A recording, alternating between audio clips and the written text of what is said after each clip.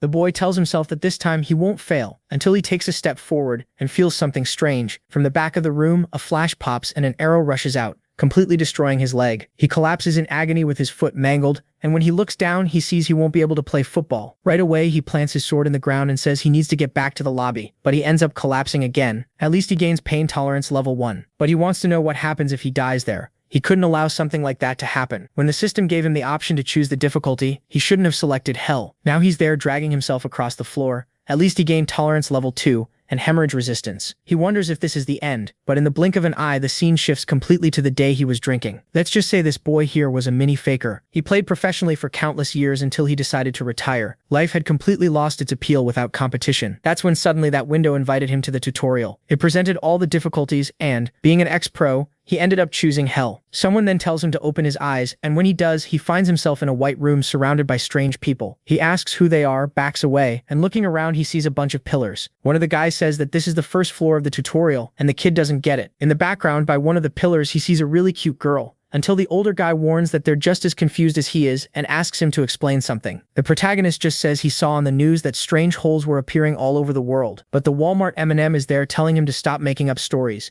Until suddenly the window appears to them saying they should choose a weapon. Once again he's transported, now to a hall full of items on the walls. The boy starts walking and sees that this looked like a starting item selection. He had to be careful because this would decide his future forever. He knows that in this type of game you have classes like the tank, the healer, and the DPS. He has no idea how to use magic, and heavy weapons don't suit his body either, so those are ruled out. A bow is interesting, but you always end up depending on someone else to defend you. But without knowing how the game would work, that was still dangerous, especially since he chose hell difficulty. Considering all of this, sword and shield is the only item that lets him protect himself from a distance and still face creatures up close. Obviously the level 1 items were trash, but with no other real option he tells the system that he accepts. With that, he's back in the room. The older guy asks what he chose and says he's going to explain some things, but Eminem cuts him off and tells the old man that's enough. He was already bursting with rage from waiting so long. The guy is already trying to pick a fight, saying he's going to test out his weapon on him. But soon the big guy pushes him away, and with that teaches the protagonist how to open the inventory window. And that's when the poor sucker discovers a big problem. He has 8 strength and 21 magic power. It's more than clear that he chose the wrong weapon. On the community tab, he sees that the hell lobby only has 4 people total. And the older guy says that's exactly why they're going to have to get along. One thing the protagonist now knows, this is some kind of RPG. These guys are his team's allies, and maybe because of that he should try to get to know them. So he suddenly introduces himself, saying he likes games. The Walmart M&M gets excited about that, says he likes them too, and they start getting along for a second. The big guy is about to say something when the cute girl in the background calls out to all of them and introduces herself as Park Suha. The protagonist then says it would be good for them to know each other's weapons so they can build a strategy. The older guy chose a trident, Eminem a heavy axe, which our boy already knows is a problem since it's all short-range weapons so far. And when he turns around begging that Park chose a bow or a staff, she pulls out a katana, all full of swag. Clearly the team was massively unbalanced. With no other choice though, they decide to start practicing and prepare. After a few hours, the protagonist realizes they don't feel hunger and their energy recovers quickly. The only question that remains is what happens when they die in there. He talks with Park, who praises the boy, saying he's a natural-born leader. But right after that, the time to enter the first dungeon had arrived. The portal to the tutorial opens, but it's 1 portal per person. In other words, everything they'd practiced until now wouldn't matter at all. And before they can decide anything else, their bodies begin to be transported into the portals. The poor protagonist tells everyone that he'll see them later, that he'll be waiting, but will he really see them again? The system welcomes him to the first floor of the tutorial. The boy is excited and says it's finally starting. What he doesn't know is that there's already something waiting for him there at the back of the room.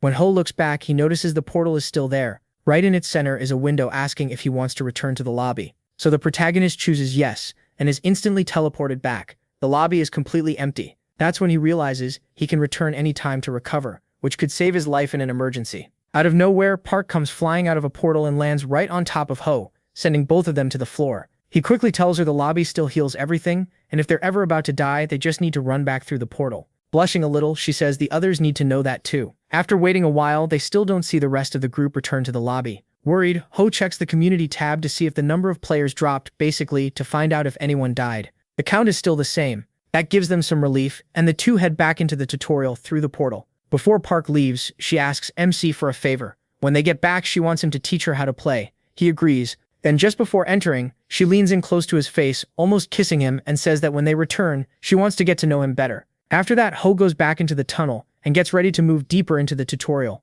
That same breeze hits him again, but this time he feels more confident, ready to fight whatever is out there. 30 minutes later, Ho is still standing in the same spot, wondering why nothing has happened yet. Then, while thinking about how his career was built on concentration, he suddenly gains two new passive skills: Battle Concentration Level 1 and Determination Level 1.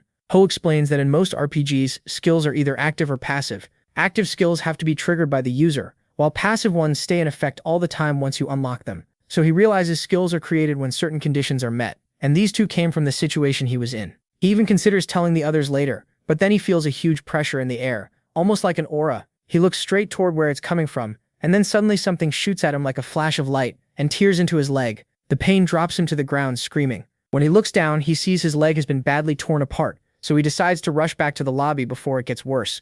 Another attack slams into the ground beside him, and that's when he realizes those high-speed attacks are arrows. He barely dodges the next one, but it still slices his face. Then a whole rain of arrows comes down as his passive skills for pain tolerance and bleed resistance start leveling up. Dragging himself across the ground to survive, he gets hit in the back, opening a huge wound and making him cough up blood. With injuries all over his body, fear starts taking over, and the thought of dying wrecks his focus.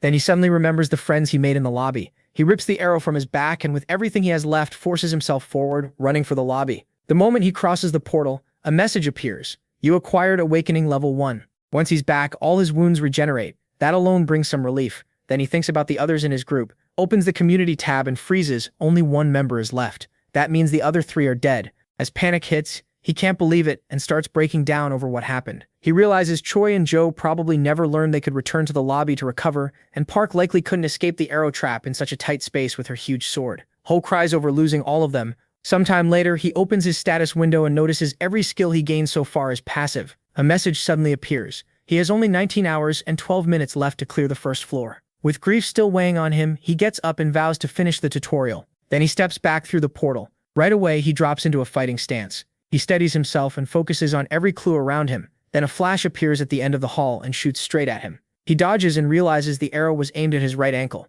That confirms it. The first shot always targets the same spot, so the arrow trap has a clear pattern. The second shot goes for his chest, but his shield barely stops it. The third one flies right at his forehead, and he narrowly avoids it. Another attack rushes in right after that. He tries blocking again, but the impact shatters his shield. Then another arrow hits his leg, making him think about retreating to the lobby again. But one more arrow pierces his shoulder, and another slams into his chest. A shot aimed at his head barely misses as he slips away, and he collapses, almost out of strength. Just before fully going down, a level-up window appears. His wounds heal and his gear is restored. He gets no time to think. Another arrow comes at him and he knocks it aside with his sword until the attacks stop for a brief second. That opening lets him check his status window and confirm he reached level 1. Now he decides to farm more XP so he can level up again and keep getting stronger. The new plan fires him up. Then a strange message appears behind him saying the god of adventure has taken interest in him. Sometime later, as he pushes deeper into the tunnel, dodging and blocking arrow after arrow, he starts using the active skills he unlocked,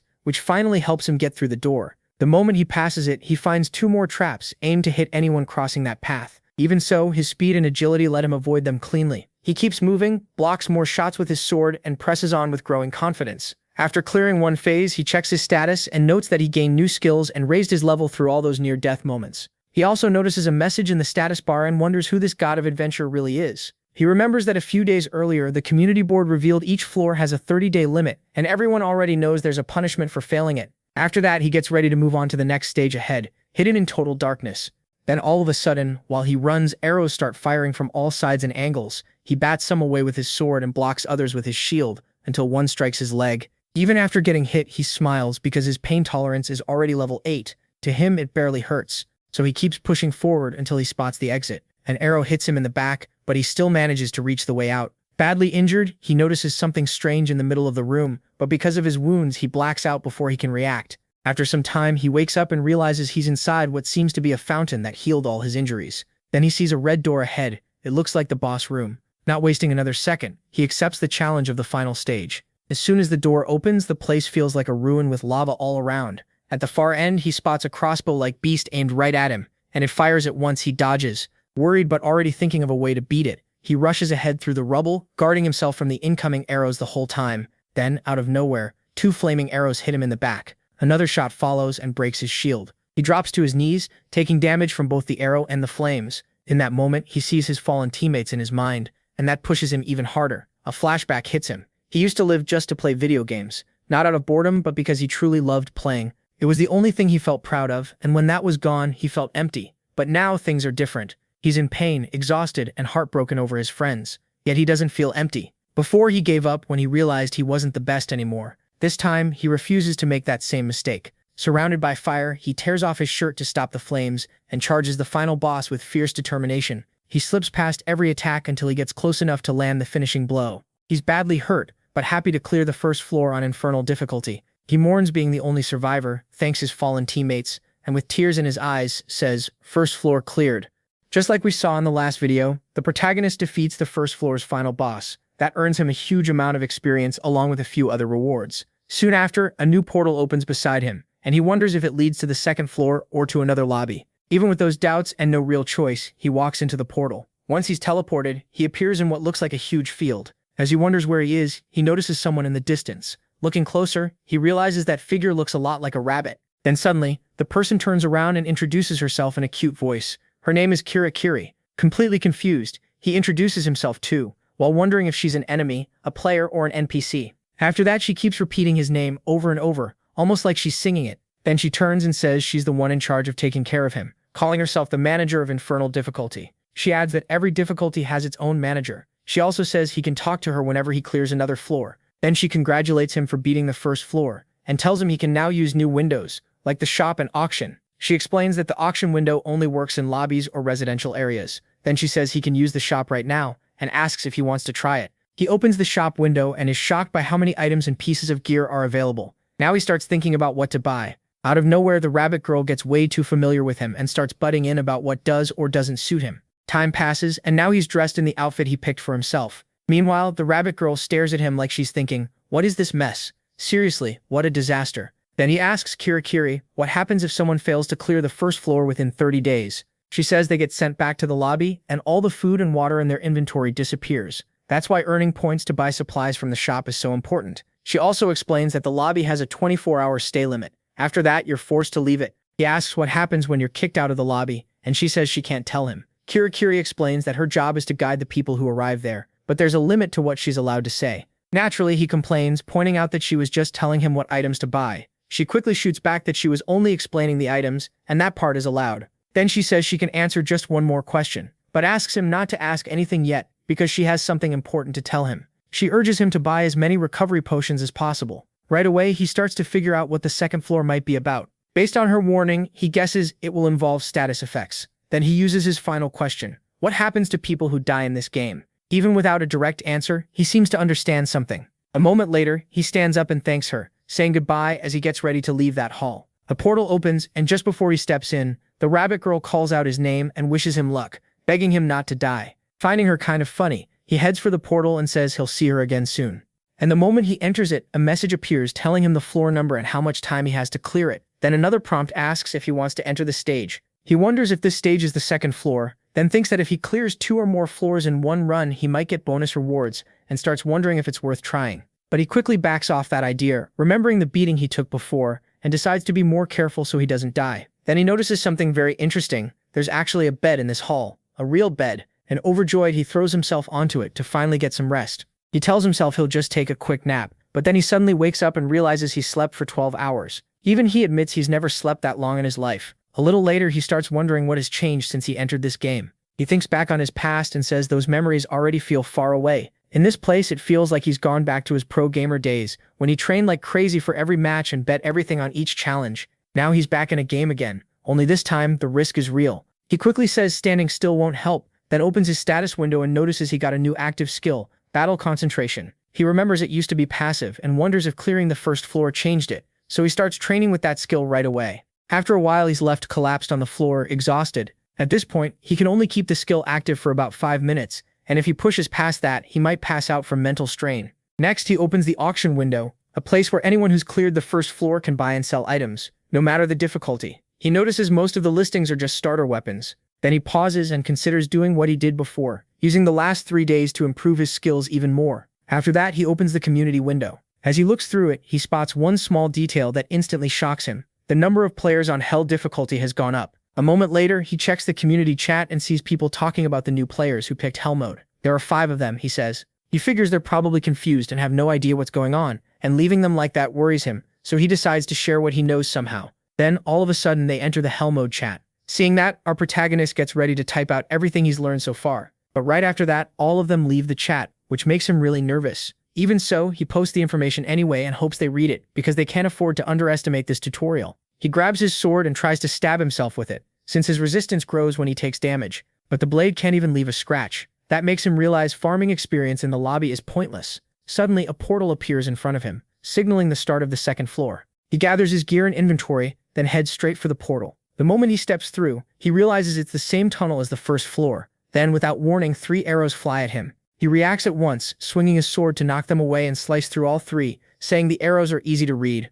He moves deeper into the tunnel until he starts hearing a different sound. Then another projectile shoots at him, much faster than before, catching him off guard and forcing him to raise his shield to block, but the impact shatters it. Another projectile hits his leg, and he realizes they're poison needles. A second later, dizziness kicks in, and his vision starts to blur. Feeling sick, he covers his mouth, then opens his inventory and pulls out an antidote potion. For a moment, he stops to think about trying something risky, taking more hits until he gets close to the limit. Then he explains that he has a special ability only he can use, an instinct that tells him how close he is to death. It measures that danger like crossing the river Styx. In other words, if he reaches the other side, he's dead for real. Still, he checks his current condition and sees he's only barely stepped into the river, so he puts the antidote away for later. He pulls a strap from his inventory and ties up his poison leg to slow the venom from spreading too fast. Then a window appears saying he learned poison resistance level 1. He gets back up and notices there are a few poison needles on the ground, so he picks them up in case they help later. But suddenly the poison hits him much harder, and he decides to retreat to the lobby portal.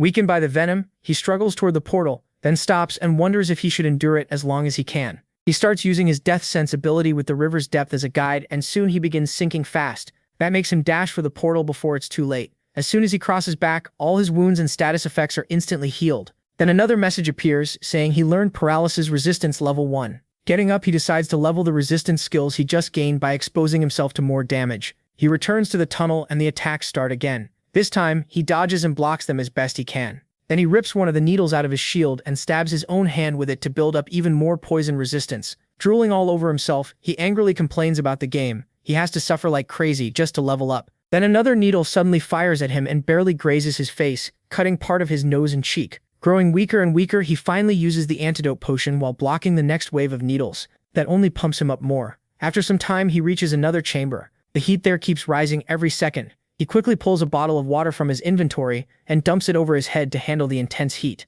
Right after that, 3 more shots come at him, but his shield stops them. Then he gains heat resistance level 1. He keeps moving through the chamber and takes out a freezing potion from his inventory, which gives him a blue aura and dulls the heat a little. Even so, he says it barely helped. Then a wave of heat crashes over him, forcing him to use a vitality potion. He reaches burn resistance level 2 and wonders if his skin is already burning. That moment of distraction gets him hit by several needles. He would have died right there if not for leveling up. Basically, every time he levels up, all his stats and equipment get restored. So he gets back on his feet and pushes toward the chamber's exit. A barrage of shots rushes at him, so he chooses to use his skill, Blessing of the Wind Spirit, activate. With all his stats boosted, he slips past every needle with incredible speed. Then out of nowhere, he trips over himself and slams face first into the ground, hitting his head against the wall near the exit. Bleeding, he groans about the pain and realizes he'll have to use his last option to heal. He's honestly scared he might die from something this dumb. A simple fall that left him with a head injury. The thought is humiliating. Then a message suddenly appears in his status bar. The god of adventure feels sorry for you. He instantly feels humiliated, thinking that this so-called god just watched him wipe out like an idiot. Then he's shocked to see a new skill appear in his status. Natural regeneration level 1. After that, he looks toward the next chamber and suspects it's freezing cold from the chill he can already feel. So he decides to head back to the lobby and prepare better. Second attempt, Day 19, 6:30 in the morning. While eating, our protagonist thinks about how the chat has both good people and bad ones, just like the real world. And in his view, the bad ones usually outnumber the good. He says that because the chat is full of fake and harmful information. Then he spots a very interesting message from another player. It says that if they clear 100 floors, they'll earn the right to return to the real world. He says those words could give a lot of players hope, especially since nobody explained the real conditions for clearing the tutorial. Even so, just imagining 100 floors gives him chills. Still, he says he'll find out whether that information is true, as he keeps progressing. Sometime later, we find him getting ready for the ice chamber. He's wearing handmade gear while powerful blasts of freezing wind hit him. Even then, he doesn't flinch and activates battle concentration. He senses an incoming attack and ducks to avoid it. He pushes through the tunnel until, at one point, he finds what looks like a well very similar to the healing well from the first floor. That tells him the final boss room is just ahead. He studies the boss gate, then removes his cloak and gets ready to enter the last chamber. As soon as he steps inside, he's surprised by how huge the room is. Then all of a sudden, a window appears asking if he'd like to return to the lobby. That catches him off guard, especially because it shows up right now. So guys, just like where we left off last episode, our protagonist is standing in the second floor's boss room and seems uneasy because a return portal to the lobby is right in front of him. Then suddenly, another window appears with the clear condition: stay in that room for 3 hours and the countdown starts in 30 seconds. He's surprised by how easy the clear condition sounds compared to all the traps he already got through. Even so, he keeps eyeing the return portal and says he already collected everything he could from this floor, so there's no reason to go back. He chooses no. Right after that, a new message says the test is starting. He braces himself. Then another window pops up. It tells him to endure the most painful experiences of his life. At first, he doesn't get it. Then he's suddenly dragged somewhere else. It looks like he's being forced to relive his past, like time rewound. But as illusions, he's back on the first floor. At the exact moment his body was filled with arrows, and he nearly died. He quickly figures out how this room works. All he has to do is survive every illusion the game throws at him for 3 hours. Soon he's dropped into another illusion that looks like his old school. It's from his student days. This memory takes him to the moment when he confessed to the girl he liked most and got rejected. To him, that was the most humiliating moment of his life, and he complains that physical pain would have been better than this. That little reaction says a lot. He'd rather get hurt than deal with this kind of embarrassment. Then a message appears saying the god of adventure feels sorry for him, and he fires back right away. He still can't tell how much time is left. Before long, another illusion pulls him in. This time, he sees his past self staring at a monitor. On the screen, a pro gamer is being shown. That memory makes him furious. The player on the monitor is giving an interview, looking down on him and bragging that he's better. This happened back when Ho was still the top pro around. Then the memory shows that he lost to that same player and got overtaken. He lowers his head, crushed by it. A moment later, that player walks up to him and mockingly asks why he doesn't just retire already, even calling him an old man. That pushes him to his limit. Mentally drained, he drops to his knees and wonders when this will finally end. He even realizes not even 1 hour has passed since the illusions began. He says this won't kill him, but it really does feel like hell. Then another memory appears. Ho sits there with his head down while a woman stands beside him.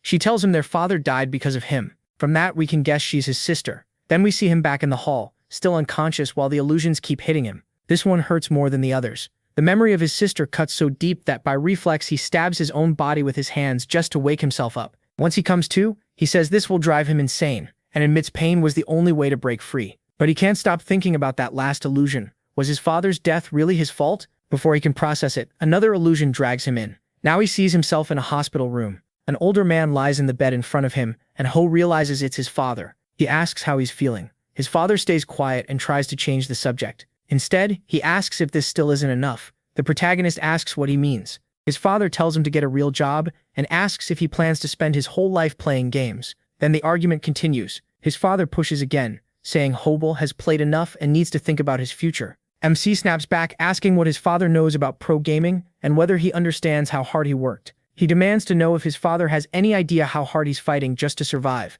Then his father quietly says, "Son," but Ho cuts him off, saying his father never even tries to understand him, and turns to leave. That's when his father asks if he even knows who's paying the hospital bills. He calls after him, telling him to wait. "It's me." His father begs him not to go. Then the scene cuts, and he wakes up in the hall again. In his head, he says he can't take any more. But the next illusion comes right away. His father is dead now, lying in a coffin. The woman beside him says she heard Ho yelled at his father in the hospital, even knowing about his heart condition. Once again, she blames him for everything. The protagonist just stares at his father, lost in thought. Then he starts sinking into his own mind, drowning in guilt and regretting that he never tried to understand him before being dragged even deeper into those memories. Suddenly, without thinking, he slashes his own arm with his sword. That pain finally wakes him from the illusion. He stays conscious for only a moment, before another illusion hits him.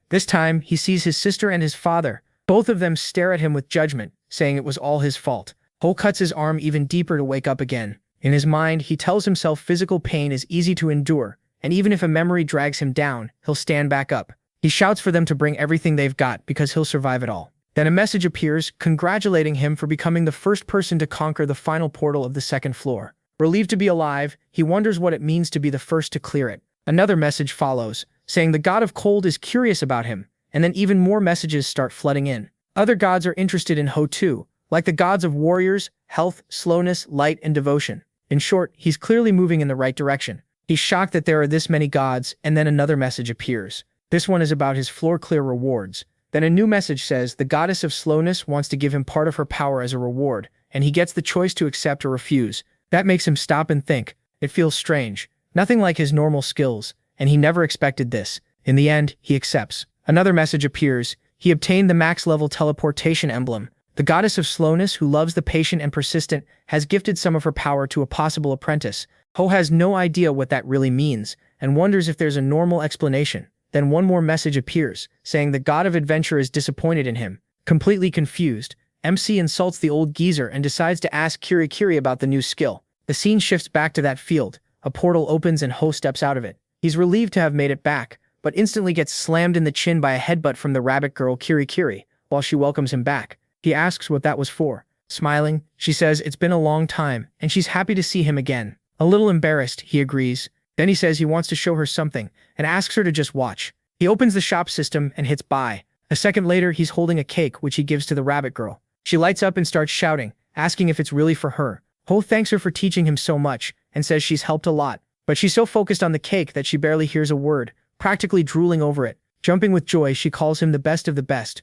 Some time passes. The two of them eat the cake together, and Ho asks if she has any tips for the third floor. Still cheerful, she says no. He's shocked. She gave him advice for the second floor, so why not this one? Kirikiri explains that she really has no useful tips this time. He's grown so fast that anything she says probably wouldn't help. He accepts that. Then just as he's about to ask about the other Hell Difficulty players and whether they're still alive, she cuts him off, warning that one more question will use up the rest of his question limit. He gets it and changes the topic. Instead, he asks about his new skill, the teleportation emblem. She explains that it's one of the goddess of slowness's powers, and challengers who perform well on each floor can receive gifts from the gods. Ho wonders if that means the goddess of slowness likes him. Kirikiri says probably, since she only gets one chance to gift her power. That excites him, and he asks for more details. She tells him it'd be better to test the skill in the lobby. He agrees, then says he has one last question. What exactly are these gods? What do they want, and why are they watching the challengers? She looks at him with a serious face, then tells him to figure that out on his own. He says he understands, and in his mind he guesses the gods created this world and placed players inside it. With that, Ho says he's already cleared 2 out of 100 floors. He figures that once he reaches the top, he'll finally learn more about this world called the tutorial. Right before stepping through the portal, he turns back with one last question. He asks about the message from clearing the second floor, the one saying he had fully conquered the last portal, and wants to know what it meant. Kirikiri first calls it a system error. When he presses her for more, she shuts him down and says she can't explain. That sets him off with more questions: who the administrators are, whether clearing all 100 floors means he can go home, and if her rabbit ears are fake. In the end, Kirikiri gives him nothing useful, and he thinks she's no help at all. Then she suddenly calls him back. She hands him a new set of clothes. He's thrilled and asks if they're really for him. She says yes, and adds that they're way better than what he's wearing now. He turns to leave, says goodbye, and tells her she can have the rest of the cake. That makes her really happy. He even promises to buy her another one when he comes back. After that, he tells her he'll see her later. Then he steps into the portal to the 3rd floor while Kirikiri waves him off. The moment he reaches the 3rd floor lobby, he decides to check what his skills can do. So he opens his status window and looks at his new teleport skill, listed as a movement ability. He jokes that it's funny getting a movement skill from the goddess of slowness. Still, he knows skills like this are insanely useful. Thinking it'll come in handy, he decides to test it. He gets ready and activates the skill. One of his eyes turns black and energy starts crackling around him. Then he vanishes from his spot and reappears a few meters ahead. He's shocked by how far he moved in a single instant. As he starts figuring out the skill, he says that if a game had something like this, players would be furious and beg for it to get nerfed. After that, he tries doing 5 jumps in a row. The first works, but the second sends him into a bed, and he crashes face first into a pillar. He quickly realizes this skill is hard to control. Since one bad step already made him wipe out, he decides to check for obstacles before using it again. Some time passes, and he starts going through his supplies. He checks his potions, food, water, and now his weapons too. He picks a new sword and a set of armor, then decides to look over his skills one more time. When he opens the status window again, he's surprised. His Wind Spirit's Blessing now shows new details. He sees it has reached stage 3 and realizes it can become one of his main abilities.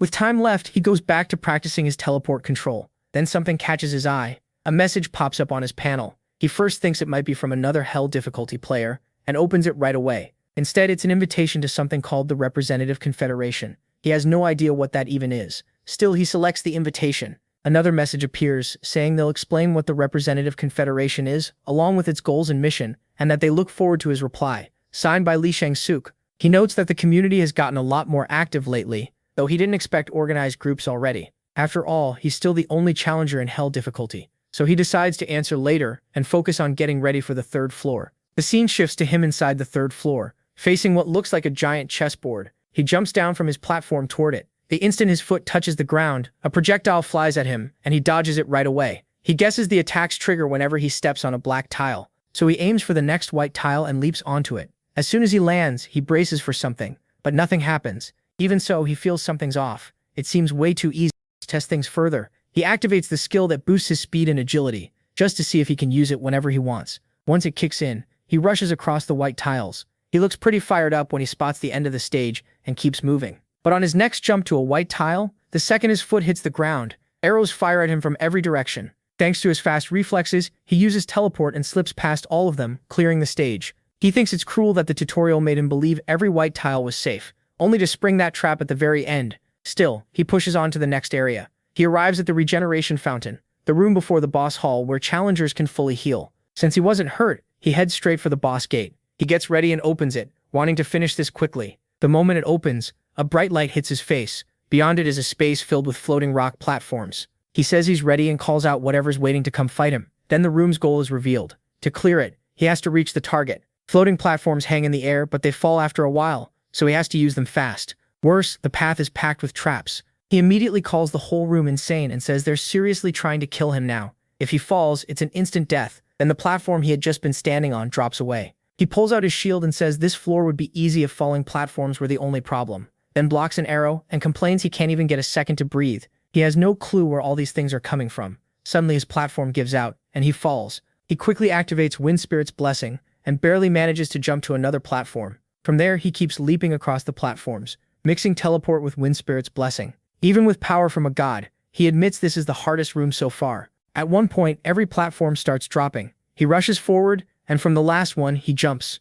While still in midair, he uses his teleport skill to try to reach the final platform. He barely makes it and grabs on. Right after that, the message appears announcing Midi Sano has cleared the third floor. He says he nearly died this time and grumbles that whoever designed this floor clearly wanted everyone dead. When he gets back up, he notices he's received rewards. He also sees that the god of adventure wants to share his power with him too. That annoys him since the god kept pestering him every day and only now decides to offer something. Even so, after thinking it over and remembering teleport basically saved his life, he accepts the gift. A message appears saying he obtained the skill Wings of Teleria at max level. He's stunned and wonders what kind of skill this is, so he opens the description. It says the god of adventure created a fragment of his own power for a challenger he finds especially interesting and that it was made for high speed. Then he opens his status window to inspect the new ability. Even if it's only a fragment, he figures a god's power is still a god's power, so it's probably going to be very useful. He decides to ask Kirikiri about the new skill and finds her almost at once. She's thrilled that the cake arrived and runs straight at him. He stops her with his foot and asks if he looks like a cake to her.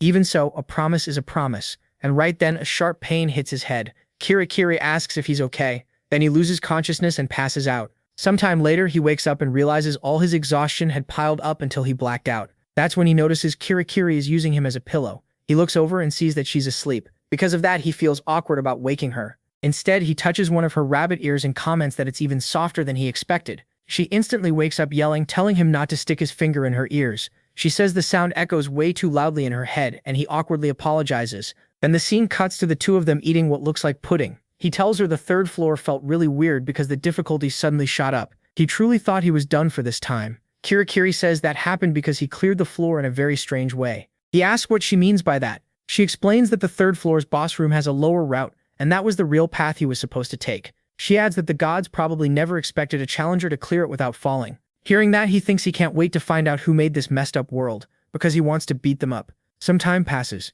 Kirikiri squishes her pudding while he checks the community again, but he says there's still nothing truly helpful there. The community talk is a mess. One guy acts like some smooth ladies man, then suddenly turns into a total simp. Something catches his eye. A group is talking about the representative confederation, and he learns other people got that invite too. He pauses to think, then wonders if that confederation only exists in the lobby. He also starts questioning what they really want. After entering the tutorial and clearing the first try, the free food and water are gone. From then on, challengers have to spend their own points.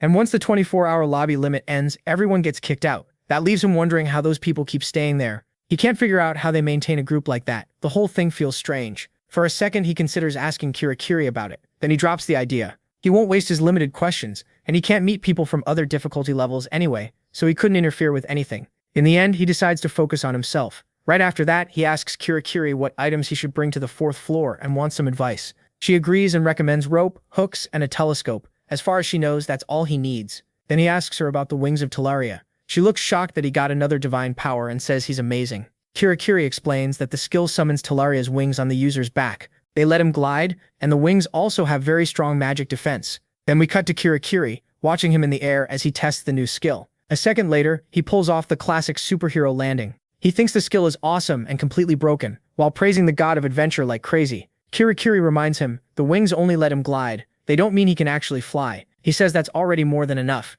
What matters is how he uses it. If he combines it with his movement skill for a huge jump, he can glide much farther. Best of all, he thinks the wings look great on him, and he's clearly feeling himself. Then Kirikiri says that since he brought her such a tasty cake, she'll tell him something really important, a little bonus. She reaches out her arm and suddenly a portal opens. He stares at it confused, wondering if it's already time since it showed up too early. Kirikiri tells him the day of the great conference is coming soon. He asks what that is. She says he'll learn the true meaning of this world, and until then, he needs to do whatever it takes to survive. Then she shoves him toward the portal. He yells her name and tells her to wait. A moment later, he appears in the fourth floor lobby. He's still trying to figure out what she meant. Then the scene cuts to what looks like another lobby, packed with people. A man is casually playing with a knife, while another hangs from a pillar with a target drawn on his chest, begging for mercy. The man with the knife throws it at the target, and it sinks into the other man's shoulder. As the victim screams, the thrower laughs and says this place is useful, since wounds heal almost instantly. We're then introduced to him as Lee Chang-suk, the head of the Representative Confederation.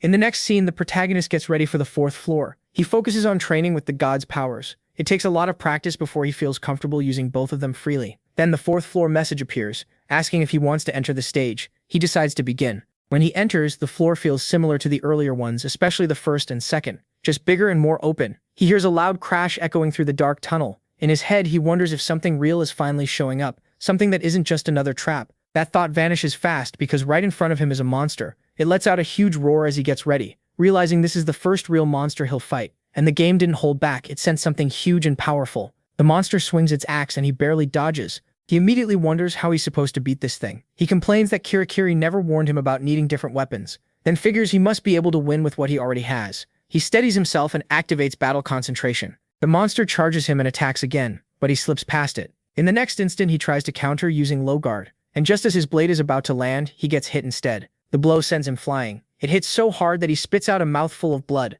The monster is way faster than he expected. Then it rushes him again and moves in for the finishing blow. He raises his shield to block, but something feels off. The monster fakes with the axe, then smashes his shield with a brutal punch instead. The shield shatters instantly, leaving him with no way to stop the next attack. The axe. The monster leaps in to finish him, and right before the axe can hit, it gets kicked in the face out of nowhere as the protagonist jumps over it. After landing, he asks if the monster didn't see that one coming. He adds that it's his first time using the skill like this. With teleportation active, he says he's only used it to dodge until now. Only now does he realize it works for attacking too. The monster rushes him again in a rage, but he stays calm and decides to end it. First, he uses the Wind Spirit's blessing and lands a slash. As the monster turns, he's already on it again with teleportation, and in one instant he attacks hard enough to cut off its head. That victory leaves him thrilled. Sometime later, he's fighting another monster, or more like completely crushing them, including the one he just dropped. That makes 26. Then he wonders if he should take the next one on with just his fists, like he's starting to get a little too confident. He opens his status window and sees that his combat skills have improved a bit. Then thanks the goblins, he says this attempt should be over soon.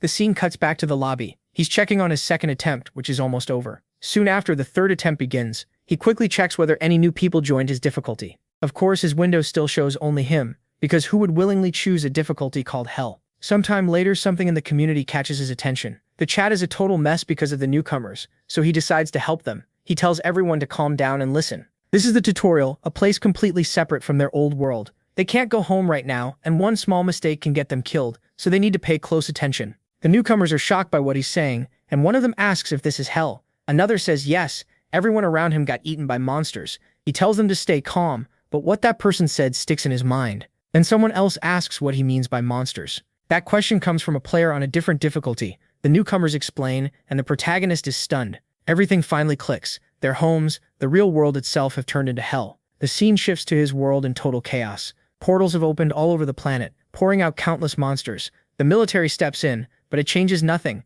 and thousands of innocent people are wiped out in moments. Soldiers and police try to hold the monsters back, but smaller countries don't have the resources or forces to respond, and many are destroyed later. Worse, the number of monsters never drops, and the military can't stop them all. 2 weeks after the portals first appeared, the death toll is already nearing 90 million. The number is insane. We cut back to the protagonist, horrified as he realizes his world may be reaching its end, and then he suddenly thinks of his sister and his mother. He tries talking to the newcomers again, but the chat is moving too fast with too many messages. He asks himself if this is really true, and fears for his mother and sister's lives. In full panic, he says he needs more information. Then he spots a message from a player asking if maybe they can still save them. Right away, the protagonist seems to realize something. He tells himself he can fight the monsters, and by the time he clears the final floor, he'll be far stronger. He says he was trapped in this world for no reason. No one explained the goal, the rules, or how to get out. Still, one thing is clear, the tutorial made him stronger. In other words, he says he'll have to save the world. About a month has passed in the real world since the portals appeared, and today is also the day of his third attempt in the tutorial. He says he finally understands this world's true purpose. After some time, our protagonist explains that everything changed the day the new players arrived in the tutorial and told everyone what was happening in the real world. From that point on, the players started thinking differently. From his point of view, more and more players began actively challenging the floors. Those with family in the real world were the most driven. Even if they weren't leading the raids, more people started helping each other, and he counts himself among them. Meanwhile, our protagonist seems to be reading the community tab while staying on one of the floors. The ground around him is covered with goblins he already took down. At the same time, he's standing there in a pretty cool pose. Then he suddenly notices something. A goblin behind him lets out an angry roar and charges straight at him. Our protagonist simply gets ready and turns, closing the gap with the goblin. The creature swings its axe, but he blocks it easily with his shield. The goblin is shocked and suddenly terrified of him. Then our protagonist slashes its shoulder with his sword. The goblin screams in pain, and a kick to its leg knocks it down. Before it even hits the ground, he smashes its chin with his shield, sending it flying through the air. He quickly grabs its head and twists, snapping its neck. He feels pretty awesome after that. Afterward, he says he's improved a lot. He also thinks 2 hours of sleep is enough in this world, since sleeping is completely optional. Even so, he knows he needs it to stay mentally stable, so he makes sure to keep sleep in his routine. Then he decides to open the community again. Our protagonist says the amount of information there has exploded, and everyone is doing their best to clear the floors. As more info came in, he learned things like this. The strength stat boosts more than just arm and leg power. Since it improves all the muscles in the body, raising it quickly is a smart move. Of course, some players disagreed, but since part of that information seemed true, he couldn't just ignore it, and it helped him deal with his difficulty too. Suddenly, our protagonist spots what look like smaller goblins hiding inside trenches. He immediately takes cover. Our protagonist watches carefully and realizes there are a lot of them. Then, out of nowhere, he uses his wings with a jump to soar over them. One of the goblins notices him, but it gets smashed by a huge sword strike right to the head. The goblin drops, screaming in pain, and the noise alerts all the others. A moment later, they all leap at our protagonist. He reacts fast and cuts down each one of them.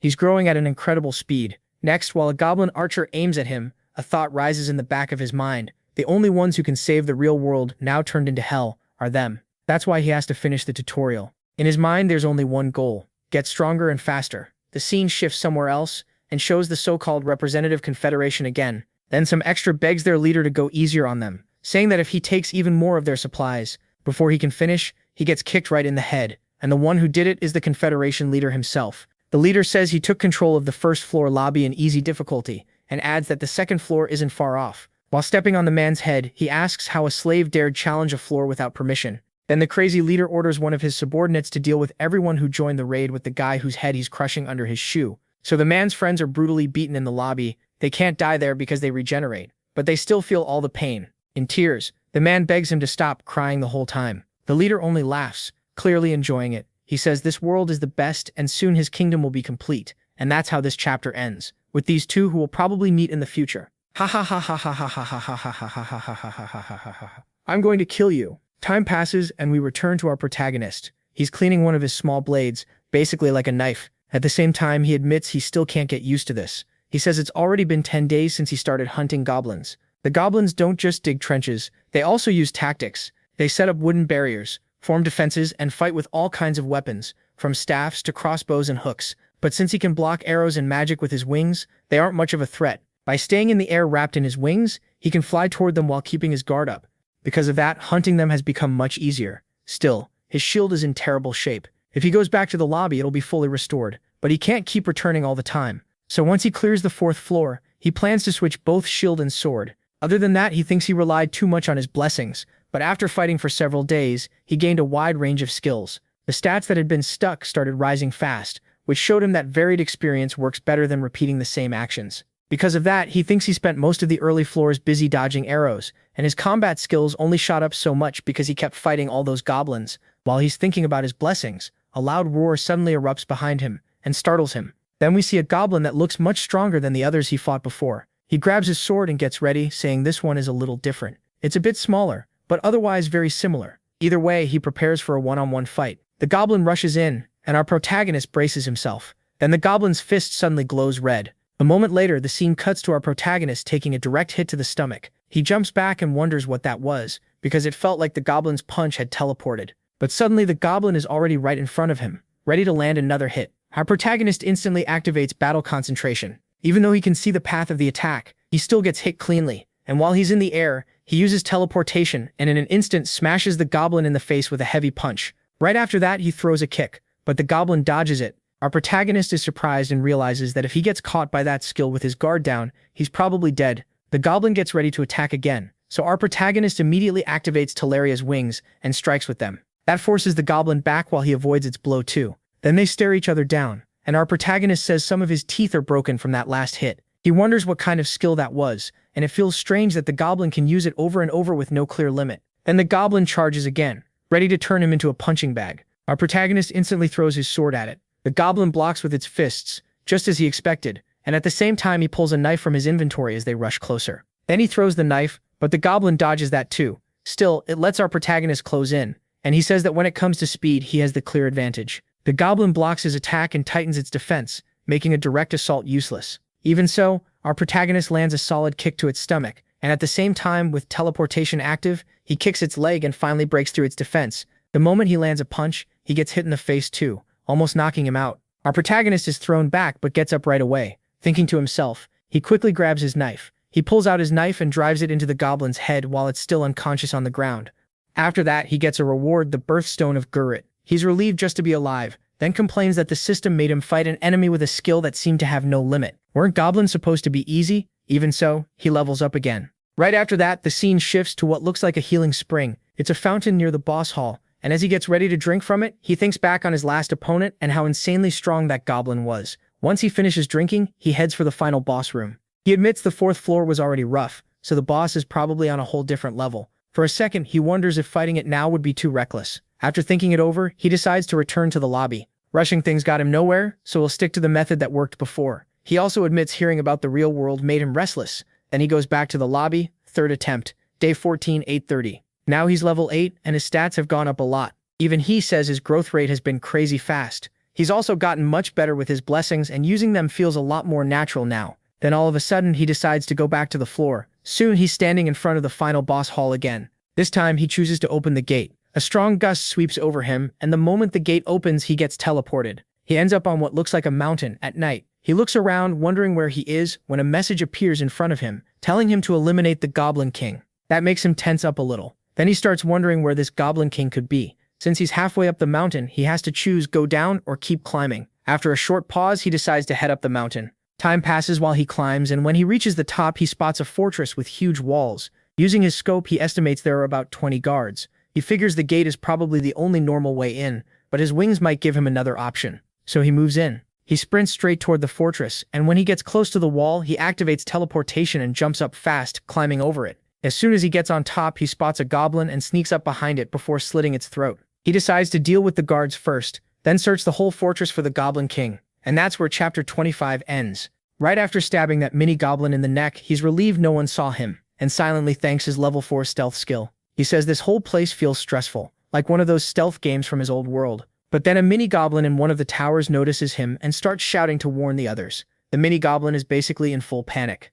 He just gives an excited look and figures stealth was probably optional anyway, so he activates Talaria's wings and says today they're all getting buried. No one here is getting away. The scene cuts to morning, and by then every goblin in that fortress has been wiped out by him. Now he just stands there taking in the view. As he looks out, he thinks this world might not be some fake space made with magic or programming after all. It could actually be another planet somewhere in the universe. The place feels that real to him, and he admits living in a world like this might not be so bad. Then he gets up and forces himself to focus. He counts about 32 goblins living in this fortress. They weren't as strong as the goblin instructors from the 4th floor, and there were fewer than he expected. That's why taking this place wasn't too hard. The problem is he still didn't find the Goblin King. Looking toward a distant city, he figures that's where the king probably is. The city is massive, surrounded by mountains on every side. At its center stands a huge castle, which is likely where the Goblin King is staying. While studying it through his scope, he notices the buildings aren't just stone, they're well maintained too. He's impressed, because this doesn't look like some small tribe, it looks like a real city. That makes him question whether these creatures are really goblins at all.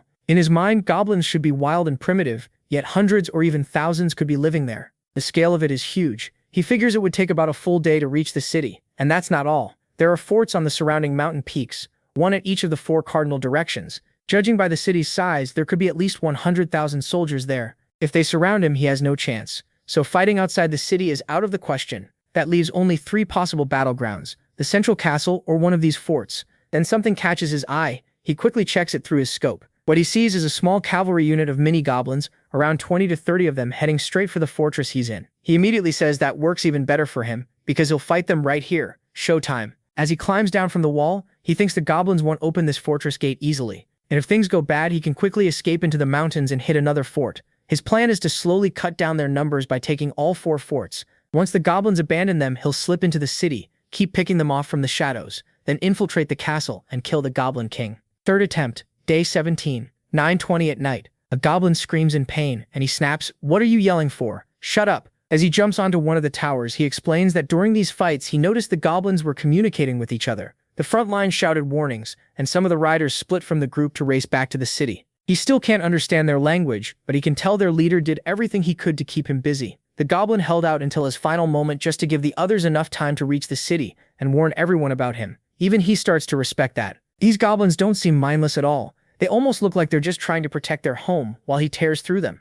Maybe they're fighting for their families. In his mind, that leader was still the enemy, but it was a smart move. Then he uses his wings to glide after the riders who escaped to warn the city, and he goes after them without hesitation. No mercy now, they're done for. He closes in and cuts one down with his sword right away. The last 2 goblins instantly realize how bad this is. He explains that the goblins first sent 20 soldiers, then 30, then 50. Once that number passed 100, he left and attacked a different fort in another direction, and he took that fortress too. While cutting down the fleeing goblins, he explains that Talaria's wings let him travel between forts in under 3 hours. Meanwhile, the troops sent to retake them need a full day to chase him, because they have to pass through the city first. In other words, they can't compete with his mobility at all. That speed gives him a huge edge. The goblins stay stubborn, and keep sending troops about 200 to each fort. By now, he's already destroyed 1 full company at one of them. That means he's crushed around 200 goblins there alone. At this point, he's completely controlling the pace of the fight. Even he says they must have thought 200 soldiers would be enough to kill him. But inside a fortress, he can handle 200 of them easily now,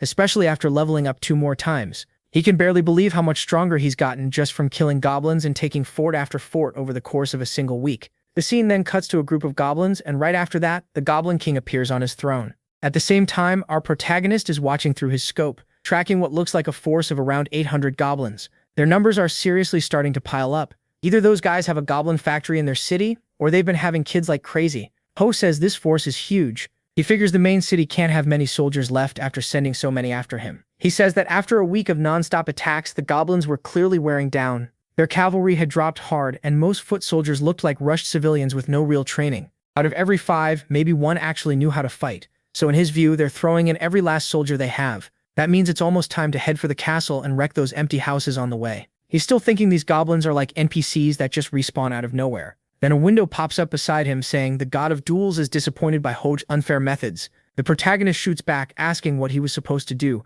charge the whole city head on and die? Another message appears. This time, the god of chaos says he approves of what MC did. Finally, a god who likes my work. Still, that feels a little creepy since it sounds like an evil god. Either way, it's time to hit the city. With that, Hode heads toward the great city. Some time passes. Soon he is already gliding above the city. He lands on a house and feels satisfied. His infiltration worked. Now he has to decide what to do next. Attack out of nowhere, then fly off when the guards show up, or start fires in different parts of the city. He thinks that might work better, because if the whole place starts burning, no one would be able to put it all out alone. He's really considering setting the entire city on fire just to draw them out. That's cold. Still, Ho says he only needs a distraction to throw the goblins into chaos. Even if the troops outside come back, he can always run or hide inside the city. While he works through a plan, something catches his eye. He notices a goblin child with its mother, both of them smiling. Nearby, others are playing too. Then a thought hits him hard. As bits of goblin daily life unfold, drifts deeper into his thoughts because these goblins are just living normal lives in this city. They eat, laugh, and love. He starts wondering if this really is just an illusion. Did the system truly create this world only for a player? The idea shakes him, because if this place is real somewhere in the universe, then to these people he's the monster. A terrifying monster that showed up one day and started killing everyone. That one hurts. He remembers the goblin who tried to say something before dying, and wonders what it meant. None of the goblins he fought died quietly. They all resisted to the very end. Some stared at Ho with pure hatred. Others charged him with rage and bitterness. Some even held their dead companions and cried. He's killed countless goblins, but never felt anything before, because he believed it was all just a game. Now that certainty starts to break. Ho had always assumed the goblins were fake, and that after dying they would just come back later, but now he can't stop asking if that was ever true. In the end, he gives up on destroying the city and heads straight for the castle before the troops can return. As he flies over it, he wonders how he'll find the king and where the king might be hiding. While studying the castle, he spots a sealed window and thinks that has to be it. So he rushes in through it, smashing his way inside. At once, the goblins gather to protect their king. Ho realizes he guessed right. He figures the 4 bodyguards are probably strong, but says calmly that he'll deal with them soon enough. Then, striking a cool pose, he activates his teleport skill and starts tearing through everyone in the room. In moments, he closes the distance to the king and ends up face to face with him, with no one left in between. Of course, Ho pulls out his sword from his inventory to finish it, but the king makes a small motion and raises one hand. The protagonist instantly stops his final strike. Confused, he wonders what that was. Then the king says something MC can't understand, though it sounds like he has no plan to resist. "Sorry man, but I can't understand a word you're saying. No clue. Seriously, how are you this dumb?" Then we finally get a clear look at the Goblin King's face, and honestly, it's hard not to feel a little bad for him. Ho says that if the king won't fight back, then he'll make it quick and painless, and that's the end of him. He feels pretty great about it. But right after stabbing the king, he notices goblin children hiding nearby. They come out of hiding as Hor tries to make it clear he never meant to kill them. Then we get a look at their faces. Even without knowing their language, the protagonist can tell exactly what they're thinking. Right after that, the message appears announcing the completion of the tutorial's 4th floor. More windows follow, some list his rewards, while others say the gods want to give him a special skill instead of an extra reward. So the gods hold a vote on whether Hor should receive that special ability. The result is 12 in favor and 7 against. And with that, MC receives the skill Knowledge Before the Age of Babel, level 5. Nice reference, this story is really bringing in the Tower of Babel. He wonders what the skill does and what its effect is. Then suddenly, he starts understanding what those kids are saying. "You monster. God will punish you for this." So that's it. Hor tries to explain that this wasn't his choice. The tutorial ordered him to kill them all. He says he was forced into it and is only trying to find a way out of this place. Even so, he can feel the goblins' hatred toward him. That makes him question all over again whether this world is real. Then another message appears saying the god of adventure is blinding his eyes. His vision starts to go dark. A second message follows. The goddess of slowness is furious. What the heck is happening? A moment later, he wakes up in that wide hall where Kirakiri stays. When he looks to the side, he sees her standing there with her back to him. Then she turns around and her expression is nothing like usual. Hor can tell right away that she's been avoiding him. As he walks over, she asks if he's angry with her. After all, in the last episode, she basically pushed him into the portal. Before he can even answer, she keeps apologizing and says this is all her fault. Hor tells her he isn't mad. He figures she was avoiding him because he was covered in blood, but she keeps insisting that he has every reason to be angry. That makes him remember what happened on the last floor. As soon as he read that message, his sight went dark, and he was dragged back by force. He thinks it over and realizes the gods can directly use their power on him. Confused, he wonders why the god of adventure acted that way, and why the goddess of slowness got so upset. He turns to Kirakiri, and says he has a lot of questions for her, including the ones he didn't ask last time. He should have plenty to use now. So he starts by asking about the gods and tells her to explain as much as possible, especially anything connected to him. She pauses for a moment, then says the gods are interested in him because they want to see if he qualifies to become one of their apostles. That's a big deal. Hor is even more puzzled. Kirakiri goes on to say that getting a god's attention is already hard, and becoming an apostle is even harder because it requires meeting some unknown condition. Pointing at him, she says he's an unheard of case, and that one day he'll have to make a choice.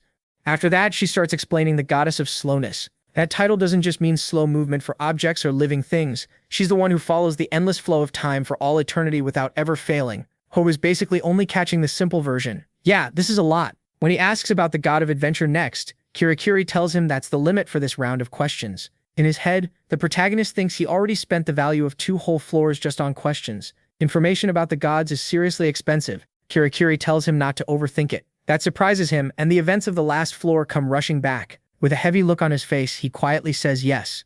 More time passes in Kirakiri's world. Then we see the two of them together while the rabbit girl advises him on what gear he should buy. Thanks to her help, Ho managed to buy some weapons. One was a gladius blessed by an unnamed god. Its special effect is simple but great. The grip never slips from the user's hand unless they want to let go. He also got the Chasmic Gear of a wild warrior, a long single-edged sword meant for fighting from horseback. Magic or shaman-type buffs can't be used on it. On top of that, he bought one sword in the size he was already used to, plus another that was twice as big. Those became his two main melee weapons. Since each one fits a different style and situation, Ho knows they'll both be useful very soon. And the last item was the best one, a Punisher pistol. That's really its name. It fires powerful blasts by mixing gunpowder with magic. Its only downside is brutal. After 5 shots, it breaks on its own. A weapon this strong was bound to come with some kind of limit. MC says he was told this pistol was needed to clear the 5th floor, so he bought it without hesitation. Because of that though, he had to settle for a backup hand shield. He admits all these items are amazing, but they used up every point he had saved. Next time, he plans to earn more and buy a better shield. After that, the portal to the next floor opens. Before leaving, Ho thanks Kirakiri and says goodbye. She shouts for him to do his best and not forget the cake next time. That makes him smile. He says he was already wondering why she hadn't brought that up yet. Then he steps through the portal and arrives at the 5th floor lobby. He says he's finally made it to the 5th floor. By now, he can barely remember the names or faces of the people he met in the 1st floor lobby. Maybe it's because months have passed. He's even forgotten the girl he almost lost a baby with. That one really hits hard. Lost in those thoughts, Ho looks pretty down and says he needs to clear his head. Trying the next floor before sorting out his thoughts would be too dangerous. That leads him back to the question he asked himself on the 4th floor. Were those goblins real or not? He admits they weren't the savage, filthy monsters he expected. They had a society, families, emotions, basic technology, and even a ranking system. The only real difference from humans, he says, was that they were goblins.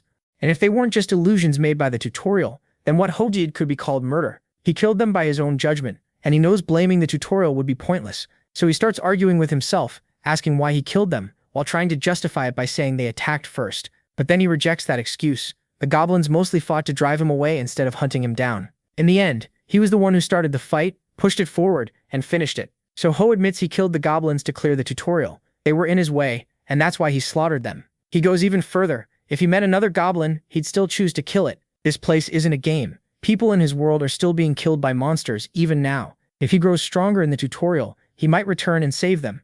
Then he corrects himself. It's not about saving everyone. It's about protecting his family and friends.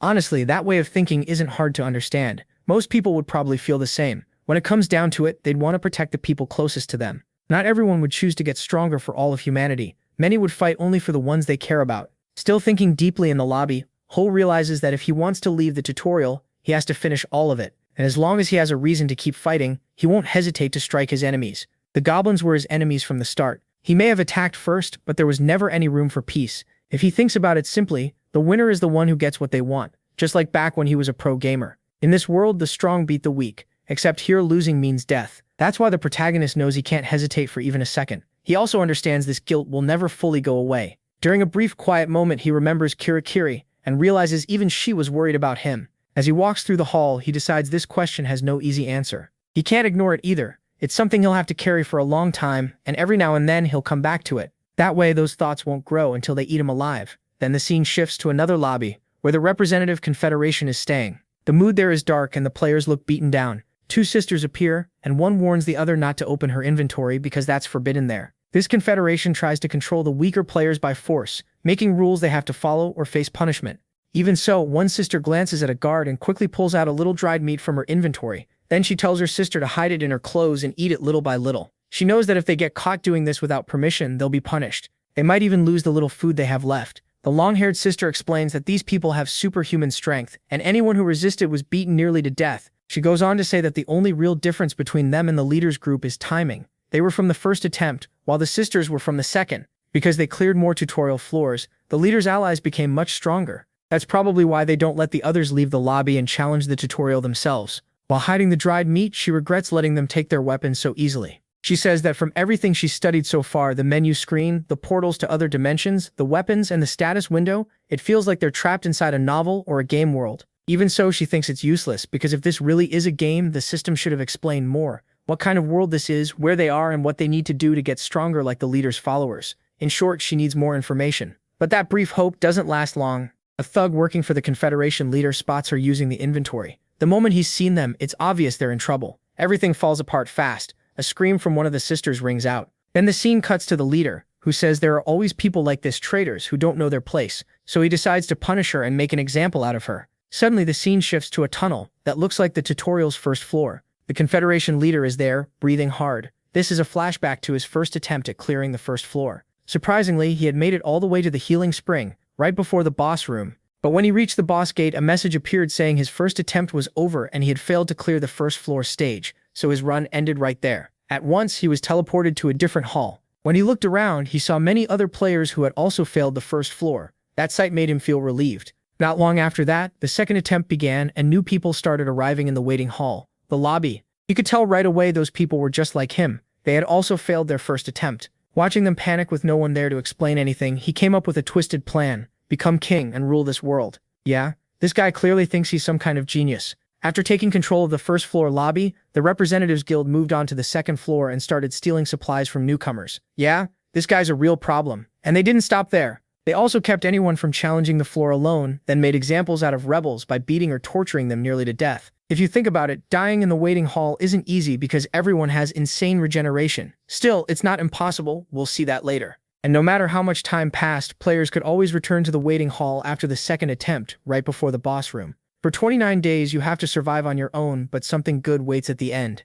And that reward was this lovely slave king. Just look at his face. That's how he turned the weak and scared people, the ones who didn't dare keep going in the tutorial, into his slaves. And now, finally, that backstory recap for this crazy leader of the Confederation is over. Thank God. I'll be honest, that part dragged a little. Maybe it's because I'm used to the main character throwing hands instead of sitting through all this talk. Seriously, that was a lot of dialogue. Anyway, let's get back to the story. Speaking of him, the scene cuts to our main character, thinking about how fast he leveled up on the last floor. His stats improved a lot too, but his resistances and tolerances stayed the same. Makes sense. He barely got hit on that floor, not even once. And he still says it might have been better to fail on purpose a few times so he could raise his pain tolerance even more. That's why I call this guy a total masochist. Best or not, this dude is out of his mind. While checking his open status screen, he remembers getting a message from the goddess of slowness, saying she was furious with him. But this new message doesn't sound anything like the last one. Now he starts wondering if she's even mad at him anymore. Then another message pops up, and he opens it right away. It was sent by someone whose name is hard enough that I'm just calling him Kim. That catches the main character's attention because he's seen that name before, so now he wants to know what Kim wants. So he enters the chat with him. Kim starts by praising him, saying he's amazing and already made it to the 5th floor. Big time suck up. Then Kim explains that most players still haven't cleared the 2nd floor on hell difficulty. And even on hard difficulty, many are stuck on the 3rd. And somehow that's supposed to be a problem? In his head, the main character admits reaching the 5th floor would have been much harder without the authority skill. He also figures that, judging by the community, nobody else seems to know about it. And honestly, neither do we. At this point, it's hard to tell if that skill was mentioned before or if this is just a translation issue. Kim then asks if he knows about the Representative Confederation or the Representatives Guild. Call it whichever you want. The name changes depending on the translation. The main character remembers they already sent him a message and says the whole group seems suspicious. Kim agrees and adds that he thinks the guild has been taking supplies from new players. That doesn't surprise the main character at all, judging by how they act. Kim goes on to say they've also been trying to take down high-ranking players. When asked why, he admits he still doesn't know and plans to investigate more. So the main character asks if there's anyone he can help. Then Kim asks if he knows anything about the day of the Great Conference. He says a top-ranked player got information about it from a moderator. Maybe Kiri, maybe not. It's also not fully clear whether that top-ranked player was him. He continues by saying it'll be the tutorial's first event where players from every difficulty gather together. And that's all the information he has. Kim says the Great Conference will probably happen very soon, which even surprises the main character since Kim seems to know more than expected. Kim tells him to keep this conversation secret since they still don't know enough about the Confederation, and the main character agrees. After that, they say goodbye. The main character is sure the Representative Confederation will show up at the Great Conference, and they'll probably try to form alliances with the top rankers. He also thinks back to how hard the 4th floor's boss room was, so he knows he needs to prepare for the next floor. No matter what blocks his path, monster or human, he refuses to lose. As time keeps passing, the day of the Great Conference gets closer. And yeah, somebody's definitely dying soon. After some time, we're shown a lizard man roaring. A second later, it gets smashed right in the face with a shield. That hit was clean. The main character gets attacked too, but dodges it easily. For the enemy, it's already over. Using Azaz of Teleria together with teleportation, he moves so fast the lizard can barely react, even while trying to defend itself. But our main character is way faster and more agile. They stare each other down for a moment, then he uses teleport again while swapping weapons from his inventory. Before the lizard man realizes it, the main character is already right in front of it, driving his sword straight into its chest, quick and brutal, and he keeps tearing through those lizard men after that. He explains that the monsters on this floor are lizard men and other reptilian types, and unlike goblins, they're far more aggressive. They don't rely on trenches or barricades either. Instead, they fight head-on, and their combat skills are much better than the goblins, which makes them tougher to handle. Even so, thanks to how much he improved on the last floor, he can beat them without much trouble. From a growth standpoint, he thinks this is actually a good chance to get used to his new weapon, so he decides not to move on until he's comfortable using the single-edged sword and stops for the day. He also needs to get ready for the Great Conference, since it's almost here, so he heads back to the lobby. Once there, he says burn resistance is the easiest resistance skill to train. Heat and cold resistance are harder because setting up the right environment takes effort, and raising stun or numbness resistance alone is even tougher. Burn resistance, though, is simple. He can train it with his own grip by heating up his hand until smoke starts coming off it. For him, it's the perfect way to sit around and kill time. Next, he opens the community chat, and it's complete chaos. Messages are flying by non-stop. He says that a few hours earlier, a top-ranked player posted information about the Great Conference on the notice board. Once that news spread, the whole chat exploded. People who had only talked through messages without ever seeing each other would finally get to meet face-to-face. For everyone in the tutorial, this is the most peaceful event so far. For players risking their lives on each floor, the news felt like rain in the desert. Even so, the main character still isn't sure the event will stay peaceful. Still, seeing everyone so excited gives the whole thing a festival-like mood, and that gets him a little excited too. Then a window appears in front of him, announcing that the day of the Great Conference has arrived. It says the event will last 24 hours and asks him to enter. The message also warns that force summoning will begin in 5 hours. That's when he realizes the floor timer has stopped during the event. Right after that, a portal opens in front of him. Without hesitating, he jumps in. As soon as he enters the portal, a window appears with the basic information about the place. Looking around, he realizes it's the same place where he usually meets Kiri, so he figures she's probably the host of this event. As he looks around, Ho quickly notices a lot of people already made it to the event, so he starts moving through the crowd.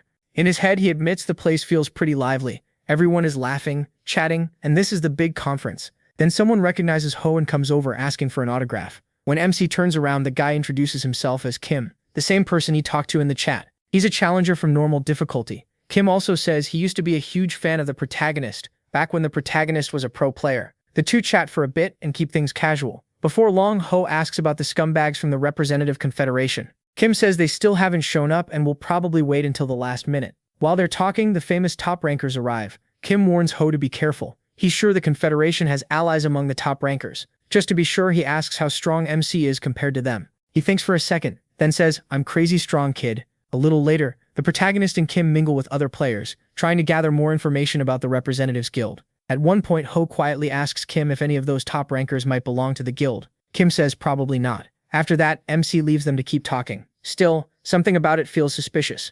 Over there, as Ho walks across the field, he remembers the message he got on arrival. Nobody can attack anyone here. That leads him to one question. What if he attacks himself? He laughs, then activates self-harm, his masochism skill. First he tries cutting his own hand, but the blade just slides off like some barrier is protecting him. Then he tries again, and even when he manages to hurt himself, the wound heals right away. That gives him another bright idea. He punches himself, but as usual, barely feels any pain. Not stopping there, Ho even tries choking himself. The moment he squeezes his own throat, his hand gets pushed away on its own. He thinks that over until Kim calls him over. Then Ho suddenly goes, "Wait, what was your name again, kid?" Kim answers, "Come on, it's Kim. You already forgot? Oh right, how did it go again?" He thinks Kim is a genuinely good guy, someone who helps others without wanting anything back. He really respects that. Maybe they'll meet again later and stay friends. Though with this place, Kim could also end up dead like Ho's old friends on the first floor. Time passes and the two keep talking. The protagonist says they maybe should have spread news on the community forums about what the Representatives Guild has been doing. Kim answers that it would have been too dangerous for the informant, especially since that person is in the same hall with them. We learn more about that informant, someone being held under the guild's control, but still managed to pass Kim some information. Kim has taken their suffering to heart and says this kind of thing will keep happening. He just wishes there were some way to stop it. Ho says that'll be hard since players on the lower floors can barely get involved. Most are too scared. Even so, Kim believes at least 10 people on normal difficulty are against the guild, and at least one on hard difficulty too. They're all worried that if this group keeps growing, it'll become even more dangerous. In MC's mind, everyone gathered here is weaker than him. He can tell just by looking at them. In the real world, clothes and money show status. In the tutorial, it's weapons and armor. The way people move, shift their balance, and keep their distance tells him even more. He's recently learned how to judge skill from details like that. Between what he learned in the community and what he heard here, he can tell there's a huge gap between him and the others. Even the way they carry themselves is different. Players from easy difficulty usually seem more relaxed than the rest, even if only a little. Being able to farm points and deal with fewer deadly traps is probably why. Those on normal difficulty usually earn only the points they need to survive. Hard difficulty players interest Ho more. Most of them are stuck on the first or second floor, and even with shared clear info, only a small number reach the third floor. That led to a high death rate and very few clears. Still, the hard mode challengers on the third floor are stranger than the rest. The protagonist figures it may be because of the difficulty, but every one of them has a grim look on their face. After a while, MC basically starts teaching. He explains that they need to raise their resistances, especially heat resistance, since he once cleared a trap like that. His advice is simple: stay in until you're almost dead, then go back to the lobby. One of them asks how they're supposed to raise heat resistance, and he says they can make fire with a heated stone. Then out of nowhere he grips his hands so hard, smoke starts coming off it. Everyone around him is stunned. After that, one of the onlookers asks what his heat resistance level is.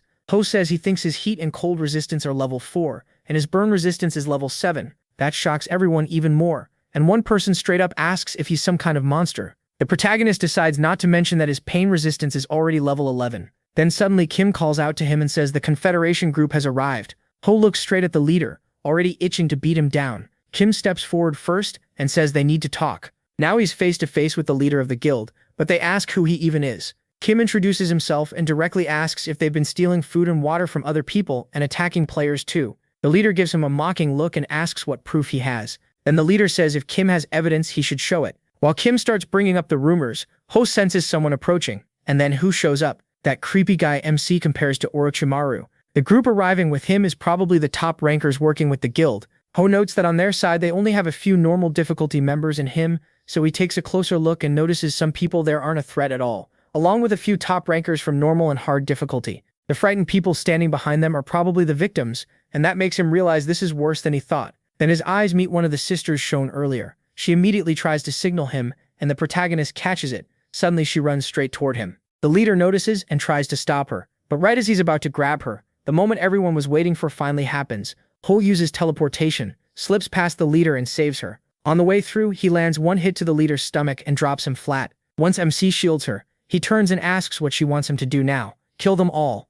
Then the scene rewinds to the point of view of the girl Ho just saved. She had been watching him, thinking that this was Lee Hujai him. No way. To her, he was the only calm person in all this. Unlike everyone else, he acted like none of it was a big deal, completely at ease. But she knows she has no time left. This event is her last chance. That's when we learn the Confederation leader killed her sister, the girl with the long hair. Before dying, her sister told her everything she had discovered. It was information about the tutorial world, and even if it wasn't enough on its own to justify risking her life, she memorized every last detail. In the info her sister left behind, one name stood out: Ho, known as the only survivor of the hell difficulty stages. Crazy. Seriously, most people in the community called him a liar. Even so, he really had sent useful trap info to help the newbies. According to her, the ones doubting him the most were the normal stage rankers. She doesn't know all the details, but lately even those rankers seem to have started trusting him. To her, this was the only move left. It was all or nothing. Then their eyes met through the crowd, and she wondered if he had figured out she was their informant.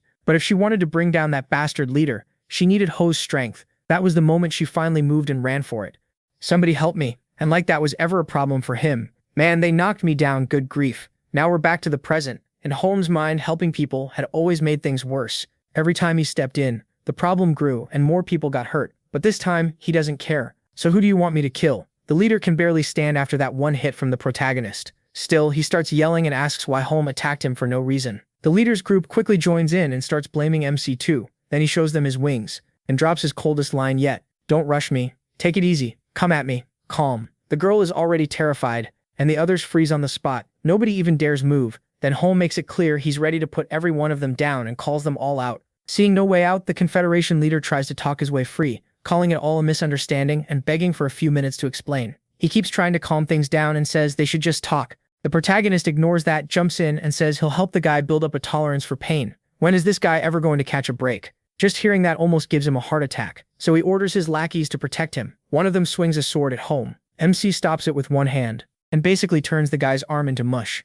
My arm, he broke my arm, that had to hurt like crazy. Then Hole uses the guy he dropped as a step. He jumps right off him and keeps moving. Next he goes straight for the one with the huge axe. The guy tries to defend himself, but he drives a kick into his stomach first. The protagonist explains that the system lowers the damage from his attacks, but it doesn't erase it. Then he gives the guy a light slap across the face, and that alone knocks him out cold. His neck twists at a nasty angle. For a second it looks fatal. But like always, the system quickly regenerates the damage. While watching, Ho realizes the system's protection isn't perfect. The damage piling up in their arms, organs, and spine is still there. Sword attacks can be blocked almost completely, but physical blows only get weakened. So even with regeneration, they still feel all that pain. At the same time, MC notices Choi and a few allies going after the Representatives Guild to stop them from escaping. He thinks that was a smart move by Choi, but even if they did get away, he knows he could still catch all of them. Suddenly, someone behind him praises his movements and asks what kind of skill he just used.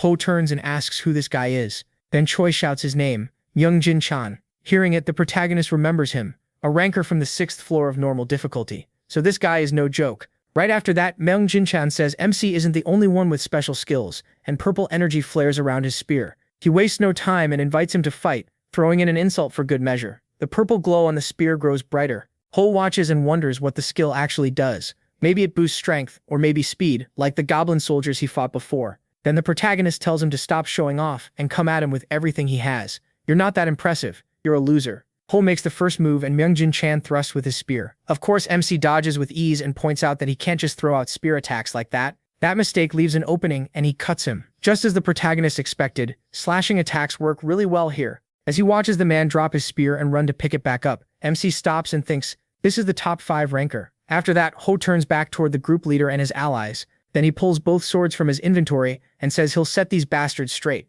Time to soften them up and show who's in charge. The leader goes pale, sure he won't be spared. Some time later, Ho is just lying there taking a nap, and in his mind he admits this place is actually pretty nice for sleeping, especially with the breeze. It would be even better if he didn't have to hear these idiots arguing. Then a window pops up saying his basic sword skill reached level 7. He figures that happened because he got to try a lot of different attack patterns, and these guys were weaker than the goblins. Until now, his sword skills had mostly grown through passive fighting, blocking with a shield and striking vital spots fast against stronger enemies. But because these opponents were so weak, he could attack more aggressively and test other methods. He'd like to try a few more attacks, but judging by the situation, he probably won't get the chance.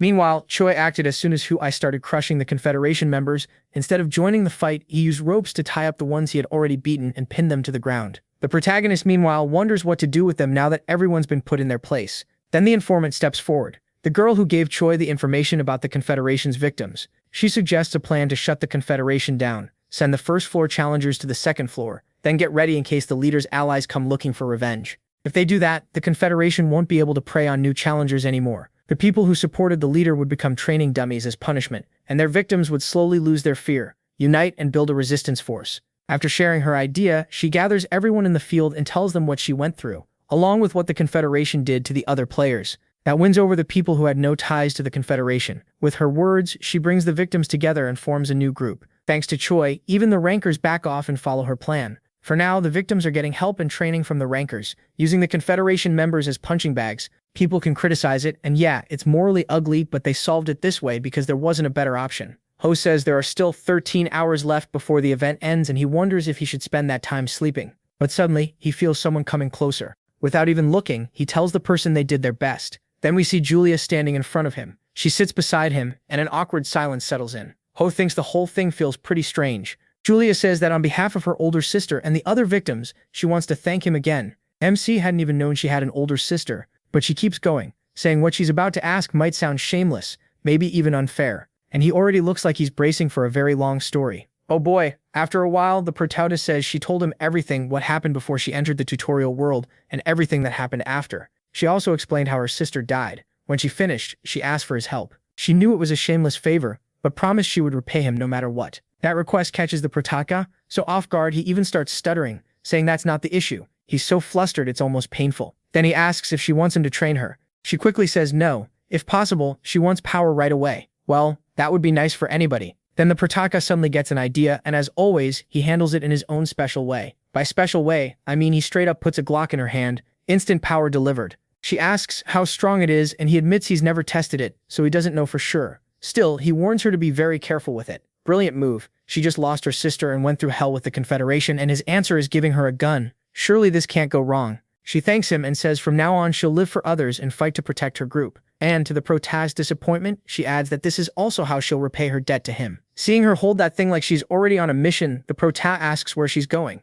She just turns slightly and says she's going to test it. And of course, she already knows who the first target will be. The scene cuts, and that guy gets kicked right in the face. While groaning in pain, he swears that one day he'll get his glorious revenge. Yeah, good luck with that. The leader of the Confederation immediately panics and asks what she's about to do. Her answer is cold. Whatever she's about to do, she's going to enjoy it a lot. Meanwhile, the Proto stays back and watches. A moment later, she pulls a bottle from her inventory and opens it. The Proto guesses it's probably lubricant. She rubs some on her fingers and jams them right into the Confederation leader's eyes. He starts screaming in agony. She keeps grinding her fingers into his eyes without mercy. Then she raises the Glock to his head. She forces the barrel into his eye and pulls the trigger. After blowing his brains out, the Proto realizes instant death is the easiest way to beat the Hall's automatic regeneration. If the target dies fast enough, the healing can't activate in time. In short, instant death cancels instant regeneration. He looks at her, and she calmly says the weapon was very useful. After that, the Proto admits he may have found someone even crazier than himself. Later, he says she disappeared after dragging the leader away, with no joy and no real purpose left in her. Then she raised her hands to the sky and made a declaration: protect law and public order on the Korean server. Just like that, a civilian militia was born. Third session, day 28, 12:30 a.m. 2 days had passed since the big conference. The raid on the 5th floor was supposed to continue right away.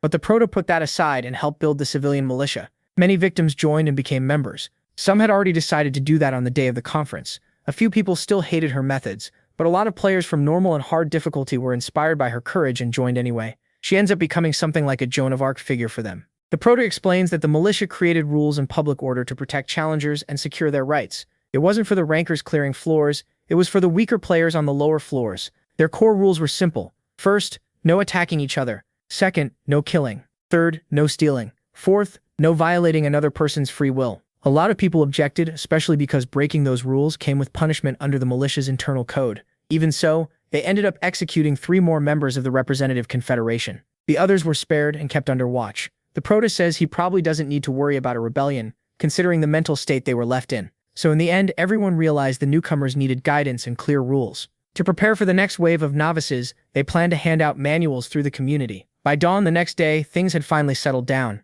The Proto admits he hates this kind of hands-on work. It just doesn't suit him. The only place he really belongs is here, standing in front of the final boss gate on the 5th floor. His skill with sabers had improved, so he decided it was time to say goodbye to this floor. Even though he has some worries, he trusts his own ability and believes he can clear it. With that, he steps into the final boss room. A strong purple light shines at the center, and we finally see a monster that looks like a lizard man. Then a window appears saying the test will begin in 30 seconds. There's also a glass barrier between the Proto and the creature, so this looks like a straight one-on-one fight. The Proto starts wondering if that lizard man is stronger than a goblin horde big enough to fill a whole city. Then the 30 seconds end, the barrier shatters, and a message appears: defeat the warrior of black shadows. His name shows up right after. And that wraps up chapter 35, ending on a strong hook for what comes next. Because now it's our Proto versus this buff lizard in a one-on-one. He immediately readies his sword and shield. At the same time, the lizard man lets out a sound and turns toward him. For a moment, the Proto feels a little intimidated. One question hits him right away. Will the warrior of black shadows attack first? From the way the monster carries himself, the Proto can tell this is no ordinary enemy. Just feeling his presence is enough to know that this is the first time he's faced an opponent this cautious. Even with all kinds of thoughts running through his head, he tells himself not to get too nervous. Then he makes an interesting point. They're standing face to face like this because their abilities are probably close to the same level. He says he can see the creature's face clearly now and it looks like stone. Still, he decides to test the monster's skill for himself. Now things are about to get serious. For real. The scene suddenly cuts to what looks like a waiting room on another floor, and we see a girl who had been talking with the Proto through the community window. He tells her that Kirikiri recommended buying these items: a pistol, bug spray, smoke bombs, and a high-speed elixir. It's a lot, but he still tells her to buy all of it. She says that would use up all the points he sent her, and adds that the old man said not to depend too much on items. The Proto agrees but says the 5th floor boss seems much harder than he first expected. This little exchange doesn't explain much. We still don't know the girl's name or even what difficulty she chose, but it does suggest the Proto can send points to other players. That'll probably be explained later. For now, the story cuts back to his fight with the 5th floor boss. The Proto says that judging by the creature's expression, the lizard man is being extremely careful. That fighting stance gives him full defense. The Proto had heard lizard men are usually aggressive and prideful, so it feels strange seeing one focus this hard on defense. He also says this lizard man is known as a dark and terrifying one, an abnormal lizard man. Still, the Proto decides to test that idea. Then all of a sudden he starts understanding what the lizard man is saying. The The creature is praising him, saying he's never seen such a strong human before, and the Proto remembers that on the last floor, the gods gave him the skill knowledge before the Tower of Babel, which lets him understand monsters and other beings. The lizard man goes on to say he can sense the Proto's strength just from his appearance and smell. He says it's an honor to fight him, and if he dies here, he'll have no regrets. Being defeated by a strong warrior like him would be an honor. The Proto can tell from his face that the creature actually seems happy. That also proves the knowledge before the Tower of Babel skill isn't just for translation. Then the lizard man notices that the Prota can understand his language, and that shocks him. He says it's a shame the Prota was born human, and in recognition of meeting someone so strong, the lizard man decides to give him 3 chances to attack first. Ho thanks her and gladly accepts, but in his head he knows the win won't mean much with defense and counters on his side. Then he activates his skills and decides to show what that careless offer will cost. Die. The protagonist rushes in instantly, planning to combo the lizard warrior with his Teleria wings and teleport emblem. Right as the wings were about to strike, "That was me." She dodges by turning her body into black smoke. That catches Ho off guard. This skill isn't just unusual, it feels downright unfair. He quickly wonders if her reaction speed comes from an ability like his battle focus. The trident comes at him next, and he barely slips past it. That forces MC to open some distance. He realizes she really is holding back and keeping her word about letting him attack 3 times first. That's bad news. He never expected to face someone who could evade both his wings and his teleport. Then the lizard warrior says he's so strong she wants him as her husband. Wait, what? Seriously? Ho freezes, wondering if he heard that right, then figures out this lizard warrior is actually female. She gives him a very suggestive look and even lets out a little laugh. Yeah, no, that's not happening. He throws his sword at her and it passes through her smoke form. At the same time, he charges in, already expecting her to dodge like that. His plan is simple, use the longsword to create an opening. But she suddenly uses her trident to redirect his attack. No need to rush like that. Slow down. Man, this is getting weird. Then she swings her tail at him. Ho blocks it with his wings and slams her with his shield. Even while airborne, she tries to stab him again with the trident. He catches that strike with the shield too. The clash knocks both of them apart. Ho is breathing hard now and can't figure out what's going on. She took a direct hit to the head, yet still countered and hit him back at the same time. She touches the wound from the shield bash, and somehow looks like she enjoyed it. The protagonist just stares at her in shock. Then she suddenly calls out to him and says she finally found a strong male, after waiting so long. She even says that with him they might get past the whole different species problem. She's not sure if she can get pregnant, but wants to try. What kind of talk is that? A human with a lizard? Ho is so thrown off he starts wondering if his language skill is malfunctioning. But when he looks at her face, she introduces herself as Adulteru, says he can call her it, and asks for his name. With a cold answer, MC says he has no reason to share his name with a lizard, then activates battle focus. She grips her trident tighter and asks why he's rejecting her. Ho answers honestly, what reason would he have not to? This lizard really thinks she can steal Kirakiri's spot. After hearing that, Idoltaru says he's gone too far, and that judging others by appearance is wrong. He finds that odd since he never mentioned her looks, though it seems even her own kind may not find her attractive. He forces himself to refocus before this nonsense throws him off anymore. Ho notes that Idaltair is nothing like the other lizard men. Her strength, speed, weapon skill, and especially her fighting style are completely different. Instead of rushing in wildly, she moves carefully and efficiently, dodges calmly, then counters the moment she sees an opening. Her reaction speed lets her avoid attacks cleanly, and she also has that smoke ability that turns her body intangible against physical hits. In short, it's basically like a Loja power. That's a little nod for One Piece fans. The protagonist keeps replaying the fight, searching for a way to beat her, until he decides that smoke skill has a weakness. It lasts a long time for such a short dodge. She avoided his thrown sword with it, but she still took the full shield hit, so she probably can't use it non-stop, just like Ho can't spam his teleport emblem. Now he has a plan. Force her to waste the smoke form on normal attacks, then finish her in one burst with teleport and the Talaria wings. Idaltair tells MC he's cruel, but if that's how he wants it, she'll use brute force to keep him by her side. Ho wonders if she's some kind of crazy character archetype and how many personalities she has packed into one body. Suddenly, Idaltair charges in. Furious, he immediately sees she's attacking blindly from anger, which is actually a gift for him. As she swings her trident, he feels the pressure behind it and knows he can't take that head on. So he activates battle focus again, and right when the trident reaches his shield, it pierces through and wounds his arm. But that was part of his plan from the start. Ho slashes off Idaltair's arm, but she refuses to go down from that alone. She lunges again, trying to bite him with her sharp teeth. As a last resort, he uses the teleport emblem to escape. A moment later, Idaltair feels Ho's follow-up strike. In a cold voice, he says that human or monster doesn't matter.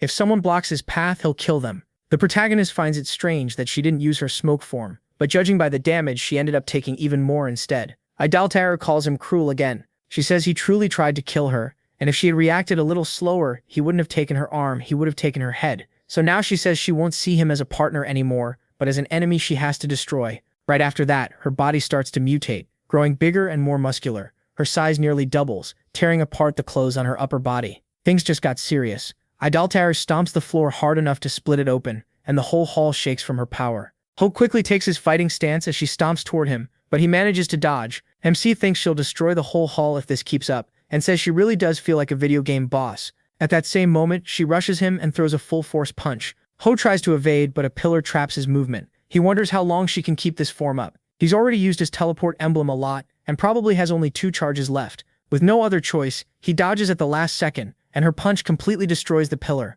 In that instant, he pulls his sword from storage and thrusts for her chest, but another punch comes flying in, and his wings barely block it. The impact is so strong that, for the first time, Ho truly feels he might die here. He lets out a shout, and when he lands, he admits that she's insanely strong. Idoltaru asks if he came this far just to change his mind now, and the two keep staring each other down. Then Ho unexpectedly asks her for some time. Idoltaru asks what he means by that. He says her confession came too suddenly and left him confused, so he needs a little time to think. Genius. In his head, the protagonist says that's the perfect line when rejecting someone on the spot is hard. He even remembers hearing it twice in college. Idoltaru asks how much time he needs. Ho says just a moment will do. While she gives him that time, he pulls the trident out of his shield. He thinks she's totally insane and impossible to predict, which is why he's had to stay on guard the whole fight. And that excuse was just a trick to buy himself time. He even starts using healing potions from his inventory to recover and gain an edge while she waits. Then she innocently asks if he's finished thinking. Ho says he needs just a little longer to gather his thoughts, but he's not thinking about an answer. He's pulling out a giant sword to split Idoltaru in two. Our protagonist closes his eyes and focuses. He says using his teleport emblem to attack is already hard enough, so he decides to combine it with Talaria's wings. Even so, he says he still has one more trick. By mixing the speed of his sword swing with the emblem, he can hit Idoltaru in one burst and cut her down. With that, he launches his attack, Teleport Emblem. Our protagonist activates Talaria's wings. Then he rushes Idoltaru in a furious assault. He lands a string of deadly blows in a row, badly injuring her. For a moment he thinks the fight is over, but suddenly, Idoltaru's tail grabs him. She drags him down with her, and he takes heavy damage too. The next moment, both are sprawled on the floor. Our protagonist tries to stand, but his body is in terrible shape. Then he looks over at Idoltaru, lying there like she's been beaten. That makes him declare himself the winner, and say he somehow made it out alive. Still, his body barely moves, so he decides to head through the portal and recover in Kirikiri's room. Then something feels off. No clear message had appeared, and none of his wounds had healed on their own. That's when he realizes Idoltaru is probably still alive. He turns and looks at her. She tells him he's cruel, and that instantly shocks him. Idoltaru notices he can't move well, so instead of killing him, she says she'll make him her husband. He fires back that he'd rather die than become her partner. With just one arm, she uses the last of her strength to crawl toward him. He says he's badly hurt too, but he can still move a little. His teleport emblem is still on cooldown, but he can at least defend himself with Talaria's wings. Even then, he complains that if he still had the Glock he gave to Park, things would be very different. Idoltaru keeps crawling closer, while he opens his inventory and finds something interesting, the heat stone. He wonders if it'll work. Lizardmen are reptiles, and reptiles are cold-blooded animals. So he grabs the heat stone and waits for the right moment. Meanwhile, she keeps coming, saying she'll make him her husband.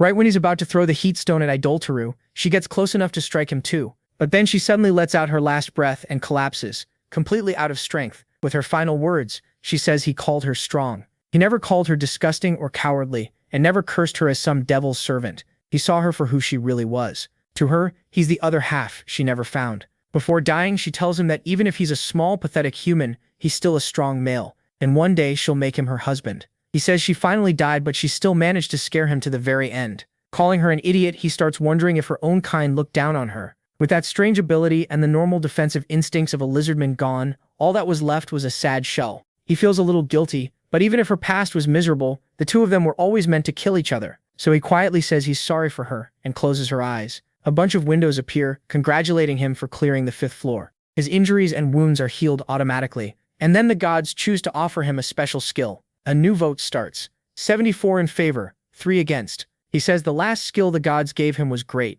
but ever since he started talking to monsters, it also made him question a lot. Still, refusing this new skill might hurt his relationship with the gods, so he really has no choice but to accept it. The moment he agrees, he receives the skill Summon the Fallen. He's stunned because this new power lets him use an item marked with the soul of someone dead to bring them back for a limited time. It's a god-given power with limits.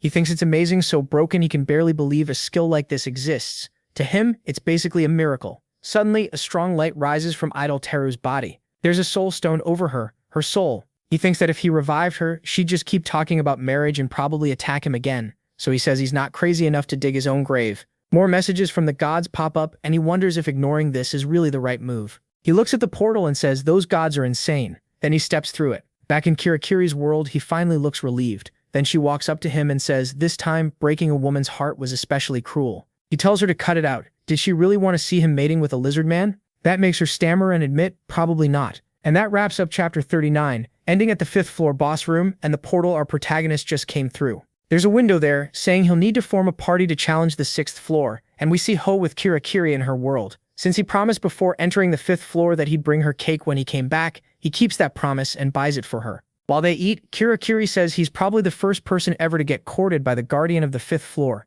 And yes, she means the way Idol Teru kept trying to force that whole marriage thing on him. After that, he asks her to forget it because there's something he wants to ask. He's been thinking about it for a long time, and the 5th floor only made him more sure. Before Ho can even ask, Kirakiri says no, she can't tell him. He wonders if she just read his mind. Even so, he keeps going. Goblins and lizard men have their own cultures and societies. He doesn't know if these floors are another planet or another dimension, but he's sure they each have their own world. Or maybe they were made from worlds that already existed. If so, there could be other tutorials happening too, not just the one tied to his world. He adds that maybe the monsters that appeared in his world are Kirai. Kirakiri gives Ho a sharp look and he immediately backs off, telling her to forget it. He won't ask anymore. Once he says that, Kirakiri relaxes again. That only makes the whole thing feel even more suspicious. She warns him that he's just speaking his own guesses, but if he tries to pull answers from her reactions, she'll start acting differently too. He says he understands and realizes this already happened once before. Back then, Kirakiri didn't answer him either, but her expression changed completely.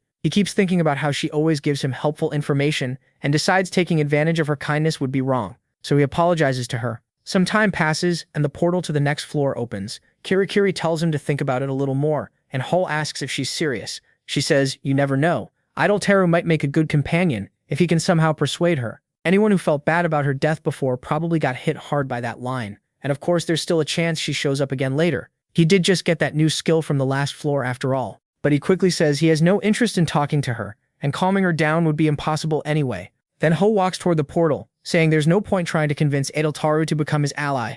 As he walks, he thinks about how badly he wants to replace his shield with a better one, but he doesn't have enough points. Kirakiri then tells him to buy more potions, since he doesn't want to revive Idol Teru to help him. He says he already has enough. She tells him she doesn't think so. That leaves him seriously thinking. In the end, he spends all his points on more potions. He says he's never regretted buying something Kirakiri recommended. Then the scene cuts to her saying goodbye, telling him to be careful and come back soon. Right after that, though, she admits she doubts he will. Ho starts wondering if the 6th floor is really that hard. He steps into the portal, saying the only way to know is to see it himself. The moment he gets teleported, a message pops up. It says he has to assign 4 more party members before entering the 6th floor. Ho thinks this is insane. They dropped that on him out of nowhere. Then he wonders where he'd even find people to team up with. He knows making a party with normal challengers would be almost impossible. The gap in skill is just too big. On top of that, he's the only one on Hell difficulty. And honestly, why is that his problem? Then Idol Teru comes to mind, and he wonders if he should bring her back. Yeah, no chance.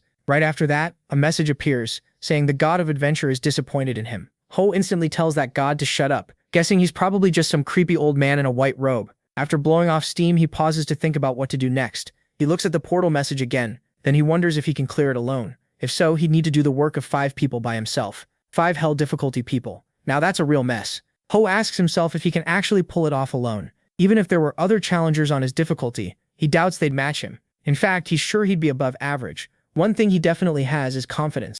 He remembers what the god of slowness told him, that he gained a special authority skill because of that god's traits. Without that, he never would have gotten it. So if his guess is right, the god of adventure gave him an authority too. Nervous after seeing the god of slowness hand one over first. He also admits that once he got used to his skills in battle, they never felt weak. If anything, he's gotten stronger in every way. Still, he can't help wondering if that really means he can do the work of 5 Hell challengers. Then he decides there's one way to find out. Let's do it. So he chooses yes. A second later, he's sent to the 6th floor, with a superhero landing. Ho gets a welcome message for the 6th floor. After that, he checks the room and finds 2 portals. One is probably the way back to the waiting room. The other asks if he wants to take on the test of taunts. Ho remembers reading about a floor like this on the community boards. People said the whole area worked like one long trial. This place is called the Bonfire Room. a meeting spot where party members can gather and plan for the floor. It's also a safe zone, and the fire in the middle is magical. It never spreads, never goes out, and doesn't even make smoke.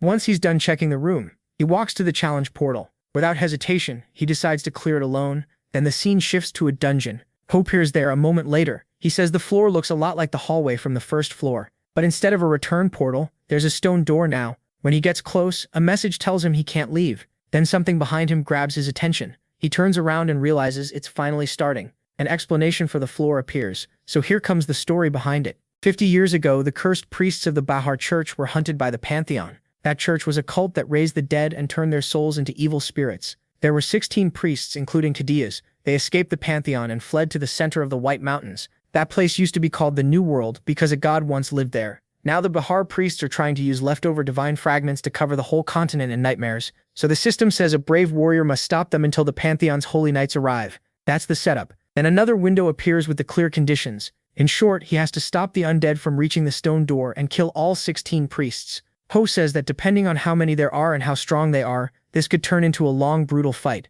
Using his wings in such a tight space will be hard, but the narrow hallway also makes it easier to hold back a large group. So MC gets ready for the fight. 4 hours pass and still nothing happens. Then suddenly, the whole corridor starts to shake. When Hope looks ahead, he sees what looks like a massive horde of skeletons, so many that their march causes the tremors. He figures they aren't that strong one by one. If he fights smart and uses the corridor well, they won't be too dangerous. The real issue is how many there are. They just keep coming, maybe tens of thousands. And if those priests are necromancers, they're probably making more right now. So Hope he decides he'll wipe them out faster than the priest can replace them. Now he finally gets why Kirikiri said this time he'd take a long while to come back. He admits this is way beyond normal. He activates his wings and uses them to block the corridor, making sure nothing gets past him to the stone door. And that's when the fight really begins. Hope here opens by smashing one skeleton's head in. He quickly notices their weak point is the skull. Only crushing the head stops them for good. With that, he charges straight into the horde. One skeleton lunges, and he blocks it with his shield. Then he notices some of them are much better armed than the rest, so they're probably commanders. But all of a sudden, everything goes bad fast. He gets overwhelmed in an instant. Hope realizes he reacted too slowly, and then the whole swarm turns on him with a chilling stare. Yeah, this is bad. There's nowhere left to fall back. In the end, he's pushed all the way near the stone door. No matter how many he kills, they keep advancing. And even if he wants to go after the priests, he can't even see them from there. So after 2 straight days of fighting, his first attempt at the 6th floor finally fails. Right after that, we reach chapter 42, the point where a lot of people say the story starts getting confusing. So here's the quick version. From now on, the story starts showing parts of the present, where Ho is trapped on the 60th floor. The him we've been following until now is his past self, basically showing how he got there. Later we'll learn why he ended up stuck on the 60th floor. For now, the chapter opens on what looks like an egg. Then we see present day the protagonist in a room made to hatch it. He says everything is ready now, and if things keep going well, the dragon egg should hatch soon. He's already prepared for what comes after. First he'll soak the dragon in an elixir, then give it a blessing that grants several resistance skills. He also explains what the dragon will eat, and even if the dragon doesn't imprint on him at birth, he's already learned magic to fix that. So even if the baby dragon dislikes how he looks, it'll still treat him like its father. Then a call notification appears. When he answers, it's King in the present, calling to say goodbye before heading back to the real world. Ho jokes that he thought King would stay trapped there forever. Kim replies that he's getting out and plans to live a nice, peaceful life. MC laughs and says he doubts Kim will be running around talking about killing every monster on Earth. He also points out Kim was one of the Korean server's pioneers, and Korea has plenty of top-ranked awakened people. So if he stays in the country, he could probably make a fortune off his fame alone. Ho adds that if there happened to be a big conference today, they could even meet in person. Kim agrees but says he's tired of conference stuff. That surprises him, who says that aside from the rough start, the last one was actually pretty fun. He also mentions hearing that another big conference may happen soon. Kim is caught off guard and says he hadn't heard anything, since he'd been away from the militia for a while. Then he asks if Park knows about it. That makes the protagonist think of her, and he says maybe. Kim explains those conferences only happen when there's serious trouble with the tutorial. By now some information would already be leaking, and the militia would be moving, especially with Park being the type to cut problems off early. Ho jokes that maybe the next big conference will happen when she finishes the tutorial and returns to the real world. They both laugh. After talking for a while, Kim asks if MC is excited to meet the rookie now stuck on Hell Difficulty's 6th floor. He says it's better not to expect too much. Others have made it that far too. Even so, Kim says the guy looks promising, and asks if he can clear the 6th floor. Ho says being an archer makes it tough, but with the right items maybe, with good gear someone can make it past the 10th floor. and if luck is on their side, maybe even reach the 30th, like those Americans did. Kim then asks how strong the protagonist is now. The protagonist wants to know why, and Kim says lots of people will ask about him once he gets out. So Kim suggests comparing MC to a G-rank monster. That leads into a quick rundown of monster ranks in the real world. They started with F through A, then added S, and later G. A G-rank monster is a national-level threat, and right now there are only 4 of them in the world. Once one claims a place, it never leaves. Ho says a G-rank monster named Oclera took over New York, forcing America into war with it. At the same time, major countries and top awakened fighters joined the battle. They did kill the monster, but the cost was huge. Half of the world's strongest awakened died. That's what he heard from newcomers entering the tutorial. The people who had been there from the start had never seen a monster like that, but from what he knows, he thinks he's insanely strong. After that, they keep talking for a long time, remembering how they met, the hard times and the good ones. Ho says he only saw Kim a few times during conference days, but those moments matter a lot to him after being alone in hell difficulty for so long. The protagonist respects Kim deeply, and once Kim leaves, they won't even be able to talk or send messages anymore. To the protagonist, it feels like losing him for good. Then Kim says goodbye and tells MC he'll see him outside. He asks him to give everyone his regards, and the call ends. In the present, the protagonist sits there, deep in thought. His desk is covered with letters. One of them says something interesting. Ho had probably not seen her in years. The story shifts back to the past, with MC in the waiting room. This is right after he failed his first attempt at the 6th floor, and he calls it his first real defeat. He gets back up and says he has to keep moving forward, even if his chances are low. Ho says he had faced death many times since the 1st floor, but he had never felt defeat like this before. It reminds him of his old life as a pro gamer, when he retired right after losing. Back then, he lost at his peak. After coming to this world, he reached that peak again. That made him fear the same story was about to repeat itself. Because of that, he stands up and swears he won't let it happen again. And then we return to the point where Ho was sent back to the waiting room after failing the 6th floor. He felt like a complete failure for losing. We also learned that the newest arrivals brought fresh news from the outside world. One report said Chungcheong had been burned to ashes. Ho says the challengers were shocked by what the newcomers told them. Still, every other region besides Chungcheong was holding on, and Korea was doing fairly well. Defense lines had been set up north and south of Chungcheong to stop the monsters there from spreading. It wasn't enough to calm everyone, but if Korea was still standing, other countries were probably doing much worse. He also says chaos had started inside the tutorial. When the 4th session began, Park Jung-sik started a war against the former members of the Representatives Guild. After signs of their activity showed up again, the protagonist says he didn't think they'd try anything after the beating they took at the Great Conference. Still, all of this was already old news inside the community. Since MC had been stuck on that floor for a long time, these events had happened days earlier. He also says the civil militia's war against the old guild members ended quickly. From what he heard, 8 people died. On top of that, Park Jung-sik personally blew out the brains of 2 of them with her .38, the one Ho paid for. After that, people started seriously debating whether Park Jung-sik should keep leading the civil militia. The protagonist honestly thinks he can't tell if she'll become a ruthless killer or someone driven by justice alone. As long as she doesn't cross the line, he says he won't step in. And if things get bad enough, another great conference will probably happen. If that conference happens because of her, Holt says he'll do the same thing he did last time. He goes on to say Kim had been busy helping newcomers adjust fast. He even made a guide and shared it with the community. Kim also set up a gift and trade system through the auction window. If an item was listed for 7 or 77 points, it was meant for a specific person, so nobody else should bid on it. MC says the rule was simple, but it worked really well.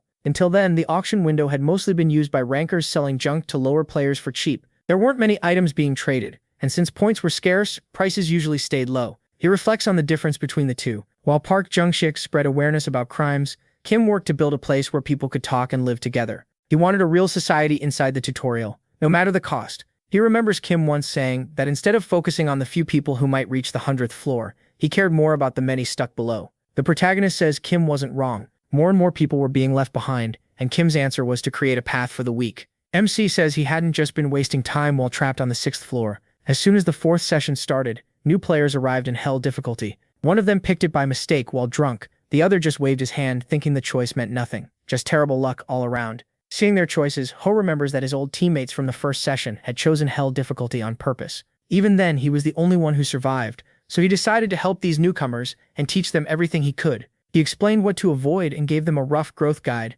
Then he told them to try challenging the first trap. Sometime later, one of the rookies contacts the protagonist and says he can't do it. The arrows are too fast to even see. He says he only survived because he accidentally fell. In the end, Ho says only one of them came back, and the survivor was in total mental collapse. MC says he expected that from the start. No matter how much he taught them, nothing would come from it. That leaves him wondering what it would actually take to save people in this difficulty. Kim was trying to pull challengers from the lower floors upward, but in hell difficulty, that was basically impossible. So he clears his head and says he has his own path to follow. He keeps thinking about how he's supposed to beat the 6th floor. Then while eating, he takes out some magic stones, the soul stones of Goblin Cractus, Goblin Goros, the Lizard Man, and Dauta. He figures that with fallen summoning, he could call up 3 companions. He doesn't know if they'd really obey him after being revived, but if he can persuade them, it might work. That would let him form a team and split the fighting between them. They could take turns in battle to save stamina, and if things got dangerous, he could bring in another member. If a commander showed up, that extra fighter could focus on taking it down. Or all 4 of them could attack together and wipe everything out. Given how narrow the tunnel is, that plan could actually work. Though says the skill is incredibly useful. It almost feels like the gods gave it to him for the 6th floor raid. Still, one part of the skill description worries him. The line about it only lasting for a limited time. He figures the fallen he summons will vanish after a set amount of time. With that in mind, he realizes more team-based floors will probably come later. So even if he clears this one now, he could just get stuck again on another floor. Because of that, he chooses to save this skill for the future. His new plan is simple. Become strong enough to do the job of 5 people by himself. Yeah, this guy is insane. He makes it clear he won't give up. No matter how many times he fails, he'll keep trying again and again. And with his masochism skill making him stronger, the more damage he takes, there should come a point where both his body and his power outgrow this floor. So he gets up, fully set on beating this floor, even if it takes months. And if he fails, he'll just return to the waiting room and try again. Right now, his only goal is to stay alive. With that, he steps into the floor once more, and begins his endless climb for more power. He'll keep going until he can clear this floor alone. Filled with determination, Ho says he'll overcome whatever stands in his way. So the fight starts again, and our protagonist vows to show them a player's endurance and grit. At this point, his goal is locked in. The 4th session ends with the 6th floor raid and failure. If you enjoyed the video, leave a like and a comment to support the channel. See you next time.